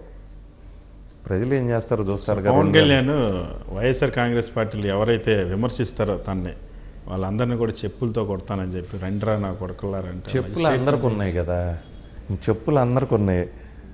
అట్లా అంటే ఆ చెప్పులు కొట్టాడి దగ్గర మన అందరికన్నా ఎక్కువ చెప్పులు ఉంటాయి. ఆడి దగ్గర కొన్ని వేల సెట్లు ఉంటాయి. ఆడు కూడా దారిని పోయే వాళ్ళని కొడితే ఏం చేస్తాం మనం? ఇవన్నీ కరెక్ట్ కాదు. ఇది పవన్ కళ్యాణ్ సినిమా వైజ్గా అతను గొప్ప ఆర్టిస్టు, మంచి క్రేజ్ ఉన్నటువంటి ఆర్టిస్టు. అతని భావజాలం ఎంతో కొంత అంటే వామపక్ష భావజాలం అని చెబుతాడు, కానీ ఆయన ఈరోజు బీజేపీతో ఉన్నాడు కదా. ఆయన ఎన్నికలకు ముందు వామపక్ష భావజాలం ఉండింది, ఈరోజు బీజేపీ భావజాలం అయింది. సరే, నేను ఆయన డెప్త్లోకి వెళ్ళటం ఇష్టం లేదు, కానీ అవన్నీ జరిగే పనులు కాదు. కానీ టీడీపీకి బీజేపీకి తో కలిపి ఒక కూటమి ఏర్పాటు చేద్దామని మొన్న ప్రధానమంత్రి గారిని పవన్ కళ్యాణ్ కలిసినట్టున్నాడు కదా సార్, అది ఫెయిల్ అయినట్టేనా? మోడీ గారు ప్రధానమంత్రి అయ్యాడంటే 10 ఏళ్ళు ముఖ్యమంత్రి చేశాడు ఆయన. 10 ఏళ్ళు 12 ఏళ్ళు ఫెయిల్యూర్ లేనటువంటి రాజకీయ నాయకుడు. ఆయన ముఖ్యమంత్రి అయినప్పటి నుంచి ఇప్పటి వరకు ఏ ఎన్నికలో ఓటం లేదు. 2003లో అయ్యాడు, 2022. ఈరోజు ప్రపంచంలో ఉన్న లీడర్స్లో one of the most powerful leader కింద ఉన్నాడు మోడీ గారు. అంటే ఆయన విజన్ కానీ ఆయన శక్తి కానీ ఏంటో మనకు అర్థమవుతుంది కదా. ఆయనకి ఇవన్నీ తెలీదా? ఇవన్నీ తెలియకుండానే ఆయన ప్రధానమంత్రి అయ్యాడా? కాబట్టి ఇవన్నీ వేస్ట్ టాపిక్లు. ఊరికే మాకు కొన్ని పత్రికలు ఉన్నాయి, కొన్ని మీడియా ఛానల్స్ ఉన్నాయి. వాళ్ళకి పొద్దున్నే లేస్తే ఇక ఇదే పని. టిఫిన్ అరగాలంటే ఎవడో ఒకడిని తిట్టాలి, మధ్యాహ్నం భోజనం అరగాలంటే ఎవడో ఒకడిని తిట్టాలి, రాత్రి భోజనం అరగాలంటే ఎవడో ఒకడిని తిట్టాలి. దీనికి పెయిడ్ ఆర్టిస్టులు, కొంతమంది పెయిడ్ వాళ్ళు, వీళ్ళందరూ ఉంటారు. ఏమవుతుందంటే పాపం రైతుల్ని ఎవ్వరూ వ్యతిరేకించరు. ఎవరైనా సానుభూతిగా ఉంటారు. రైతులకు మద్దతు ధర రావాలనో, రైతులకు ఏదన్నా పంట నష్టం అయితే వాళ్ళకి ఇన్సూరెన్స్ ఇవ్వాలనో, రైతుల పట్ల కొద్దిగా భూసేకరణ విధానంలో కానీ ఇంకోటి కానీ ఉదారవాదంగా ఉండాలని అందరూ కూడా ప్రభుత్వాన్ని రిక్వెస్ట్ చేస్తారు. అమరావతి రైతులు చూడండి పాపం ఏమైందో. వాళ్ళ డిమాండ్ పక్కదారి బట్టి ఒక రాజకీయ పార్టీతో కొంతమంది, అందులో ఉన్నటువంటి రైతుల ముసుగులో ఉన్న కొంతమంది పెట్టుబడిదారుల మూలాన పాపం అసలు రైతులు దెబ్బతినే పరిస్థితి వచ్చింది. అక్కడ కూడా రైతులు ఉన్నారు పాపం, ఇప్పటికీ కొంతమంది రైతులు ఉన్నారు. కానీ ఏమవుతుంది, పెట్టుబడిదారుల మూలాన ఆ ఉద్యమం పక్కదారి పట్టింది. ఇప్పుడు గుడివాడ వెళ్ళి తొడగొడితే అమరావతి వస్తుందా? తొడవాయటం తప్పితే తొడ పుండు పడుతుంది, ఇంకా షుగర్ ఉంటే పుండు పడుతుంది, అంతే కదా. అమరావతి వస్తుందా? అమరావతి అట్లా తొడగొడితే వచ్చేటైతే చంద్రబాబు నాయుడు గారు 5 ఏళ్ళు ఉన్నాడుగా, ఆయన ఎందుకు చేయలేకపోయాడు? అంటే ఆయనకి తొడగొట్టడం రాదా? సరే, ఈయనకి రాదు. వాళ్ళ బామ్మర్ది బాలకృష్ణ గారు రోజు తొడగొడతా ఉంటాడుగా సినిమాలో, ఆయన కొట్టినా సరిపోయేది కదా. కానీ ఇప్పుడు అమరావతిని కాదంటున్నారు కాబట్టి ఒక్కటి ఏకైక రాజధాని కాదు, 3 ప్రాంతాలు 3 రాజధానులు అమరావతిని కాదనక ప్రభుత్వం ఓడిపోద్ది అని చెప్పేసి. అమరావతిని కాదనటానికి 2 కారణాలు ఉన్నాయి. ఒకటి ఆర్థికపరమైన కారణం. దీంట్లో 34,000 ఎకరాల రైతుల భూమి, 20,000 ఎకరాల ప్రభుత్వ భూమి, మొత్తం 54,000 ఎకరాలు. ఇది డెవలప్ చేయడానికి, ఇన్ఫ్రాస్ట్రక్చర్ క్రియేట్ చేయడానికి ఒట్టి రోడ్లు, మంచినీళ్ళు, డ్రైనేజీ, కరెంటు, ఈ 4 మాత్రమే క్రియేట్ చేయడానికి 1,09,000 కోట్లు అవుతుందని చంద్రబాబు నాయుడు గారు ఆయన స్వహస్తాలతో సంతకం చేసి ప్రధానమంత్రికి ఇచ్చినటువంటి ప్రాజెక్ట్ రిపోర్టు. ఇది 5 ఏళ్ల క్రితం. ప్రతి సంవత్సరం ఈ 10% ఎస్ఎస్ఆర్ రేటు పెరుగుతుంది. మనం తిన్నా తినకపోయినా, రోడ్డు వేసినా వేయకపోయినా రేటు పెరుగుతుంది. అది ఇప్పుడు 1,50,000 కోట్లు అయి ఉంటుంది. కేంద్ర ప్రభుత్వం 1,50,000 కోట్లు ఒకటేసారి ఏ రాష్ట్రానికి ఇచ్చేటువంటి అవకాశం లేదు. ఎందుకంటే మిగిలిన రాష్ట్రాలు కూడా పోటీ పడతాయి, అడుగుతాయి. రాష్ట్ర ప్రభుత్వం ఒకటేసారి 1,50,000 కోట్లు ఖర్చు పెట్టే స్తోమత మనకు లేదు. పోనీ అట్లా అని బిట్లుగా పెడదామంటే మనం పెట్టే డబ్బు కన్నా ఎస్ఎస్ఆర్ రేట్లు ఎక్కువ పెరుగుతాయి. కాబట్టి అది 30-40 ఏళ్ళలో 50 ఏళ్ళలో నడిచే ప్రాజెక్టు. ఇది ఆయనకి క్లియర్గా తెలుసు, చంద్రబాబు నాయుడు గారికి. అందుకే ఆ 3 ఏళ్ళలో 4 ఏళ్ళలో గ్రాఫిక్స్ అని మ్యాజిక్స్ అని ఆయన చేసుకుంటూ వచ్చాడు. ఈసారి వస్తే ఇంకోటి ఏదో చెప్పేవాళ్ళు, దానికి ఏదో కారణం చెప్పేవాళ్ళు. బీజేపీ వాళ్ళు కోఆపరేట్ చేయట్లేదనో, మనకి బీజేపీకి గొడవ ఉంది కాబట్టి అమరావతి ఆగిపోయిందనో బీజేపీ మీద గుడ్డగాల్చి వాళ్ళ మీద వేసేవాళ్ళు. ఇప్పుడు వీళ్ళు ఇంత రాష్ట్రం కోసం పోరాటం చేసేవాళ్ళు విశాఖ స్టీల్ ఉద్యమం గురించి ఎందుకు బీజేపీ పార్టీని విమర్శించట్లా? పవన్ కళ్యాణ్ గారు కానీ చంద్రబాబు నాయుడు గారు కానీ ప్రత్యేక హోదా గురించి వీళ్ళిద్దరు ఎందుకు బీజేపీని క్వశ్చన్ చేయట్లా? ఎంతసేపటికి వైసీపీని క్వశ్చన్ చేయంటారు. సరే, వైసీపీ పార్టీ నా విధానం ఇది, నేను కేంద్ర ప్రభుత్వంతో మంచిగా ఉందాం అనుకుంటున్నాను, నాకు నా రాష్ట్ర ప్రయోజనం ముఖ్యం అంటున్నారు. సరే, వైసీపీ తప్పు చేస్తుందని మీరు చెబుతున్నారు. మీరెందుకు బీజేపీని క్వశ్చన్ చేయట్లేదు? మీ గొంతులు ఎందుకు మోగపోయినాయి? మనకు మాటలు ఎందుకు రావట్లేదు? మన గొంతు ఎందుకు తడబడుతుంది? ప్రత్యేక హోదా గురించో, వైజాగ్ స్టీల్ ప్లాంట్ గురించో, లేకపోతే రీఆర్గనైజేషన్లో రాష్ట్రానికి రావాల్సిన వాటి గురించో మీరు అడగొచ్చుగా. మీరు తొడలు కొడుతున్నారు, తోకలుగా వస్తామంటున్నారు, రాడ్లతో కొడతామన్నారు, కత్తులతో కొడతామన్నారు, మీడియాలో శపథాలు చేస్తున్నారు. మీరెందుకు అడగట్లా? ఎందుకు గొంతులు మోగబోతున్నాయి? సార్, ఫైనల్గా అడుగుతున్నా సార్, మళ్ళీ వైఎస్ఆర్ కాంగ్రెస్ పార్టీ అధికారంలోకి వస్తుందని కాన్ఫిడెన్స్ ఉందా? టీడీపీ జనసేన కలిసినా సరే అధికారంలోకి వస్తుందా? మీకు అసలు దీంట్లో సందేహం అవసరంలా. గడప గడపకి కార్యక్రమంలో నేను తిరుగుతున్నా, చూస్తున్నా. పబ్లిక్కి డిఫరెంట్ సెట్ ఆఫ్ ఒపీనియన్స్ ఉంటాయి. కానీ ఓటు వేసేటప్పుడు వాళ్ళు ఆలోచిస్తారు, ఏ ప్రభుత్వం మంచి చేసింది, మంచి చేయబోతుంది, గతంలో వాళ్ళు ఏం చేశారు, వీళ్ళు భవిష్యత్తులో మనకు పనికొస్తారా రారా, ఇవన్నీ కూడా వాళ్ళు ఆలోచించుకుంటారు. మీకు నిస్సందేహంగా వైఎస్ఆర్సీపీ పార్టీ అధికారంలోకి వస్తుంది. 2024 ఎన్నికల్లో వల్లభనేని వంశీ ఎమ్మెల్యేగా పోటీ చేస్తారా, ఎంపీగా పోటీ చేస్తారా? చాలామందికి ఇది ఒక ప్రశ్న. దీని మీద కూడా సోషల్ మీడియాలో బాగా ప్రచారం జరుగుతుంది. లేదు, నేను 2009లో పార్లమెంట్కి వెళ్దాం అనుకున్న మాట నిజం. ఆ రోజు పార్లమెంట్కి కంటెస్ట్ చేశాను. అక్కడ ఉన్న 7 కాన్స్టిట్యున్సీల్లో ఒక 4 కాన్స్టిట్యున్సీలు నాకు మెజార్టీ వచ్చింది, 3 కాన్స్టిట్యున్సీల్లో రాజగోపాల్ గారికి మెజార్టీ వచ్చింది. స్వల్ప తేడాతో ఓడిపోయాను. తర్వాత అక్కడున్న పరిస్థితుల్లో అంటే ఉమా గారికి నాకు ఉన్నటువంటి ఆత్మీయ సంబంధం వల్ల ఆయన నేను ఒకటే పార్లమెంట్లో పోటీ చేయటం వల్ల కుదరదు అనుకొని నేను గన్నవరం వచ్చేసాను. ఇక అప్పటి నుంచి కూడా విజయవాడతో నాకేమి అక్కడున్న రాజకీయ పరిస్థితుల్లో సంబంధాలు కానీ లేవు. నేను గన్నవరంలో కంఫర్టబుల్గా ఉన్నా, గన్నవరంలోనే పోటీ చేస్తాను. సరిగా దేవినేని ఉమా గారు అంటే గుర్తొచ్చింది. ఆ మధ్య మీరు ఎప్పుడు ఫోన్ చేసినా లిఫ్ట్ చేయలేదండి. ఇప్పుడు ఈ మధ్య చేయడు. మొన్న కూడా ఇప్పుడు మెసేజ్ పెట్టా మా అన్నయ్యకి ప్రేమతో. ఏమంటాడో మెసేజ్ పెట్టాడు. అసలు ఊరికే పెడతా ఉంటే ఎప్పుడన్నా మాట్లాడదామని టీవీలోనో పేపర్లోనో అప్పుడప్పుడు ఉన్నట్టుండి చార్లీ చాప్లిన్ లాగా తిడతా ఉంటాడు సీరియస్ అయిపోయి. ఎందుకన్నయ్య అట్ట తిడతావు, నీకు ఏదన్నా అవుతుంది, కంగారు పడి అని చెబుదామని ఫోన్ చేస్తే పాపం ఫోన్ ఎత్తడు. ఏంటో మరి ఆయన బాధ నాకు తెలియదు. సో మీ ఎడ్యుకేషన్ ఇంకా కొనసాగుతుందా? ఇది అయిపోయాక ఇంకా నెక్స్ట్ ఇంకేమైనా అడ్మిషన్ తీసుకోవాలనుకుంటారా? ఇంకా ఇంట్రెస్ట్ ఉందా? నెక్స్ట్ ఇంకేమైనా కోర్స్ చేద్దామని ఉంది. మేబీ లాలో కానీ అట్లా చేస్తాం. సరే, మీ పిల్లలు నెక్స్ట్ ఎవరైనా ఈ పాలిటిక్స్లోకి వస్తారా? వాళ్ళు ఏం చదువుతున్నారు సార్? అసలు ఆ ఉద్దేశం లేదు, అవకాశం లేదు. మా కుటుంబంలో ఎవరు రాజకీయాల్లోకి వచ్చేటువంటి ప్రశ్న కూడా ఉత్పన్నం కాదు. సరే కదా. అంటే మీ అబ్బాయి అమ్మాయి ఇద్దరు సార్? 2 పిల్లలు చదువుతున్నారు. కొడుకు కూతురు. ఏం చదువుతున్నారు సార్? అంటే చిన్నపిల్లలు. బాబు 11th చదువుతున్నాడు, పాప 7th చదువుతారు. Thank you so much sir. అన్ని విషయాలు షేర్ చేశారు మాతో. Thank you.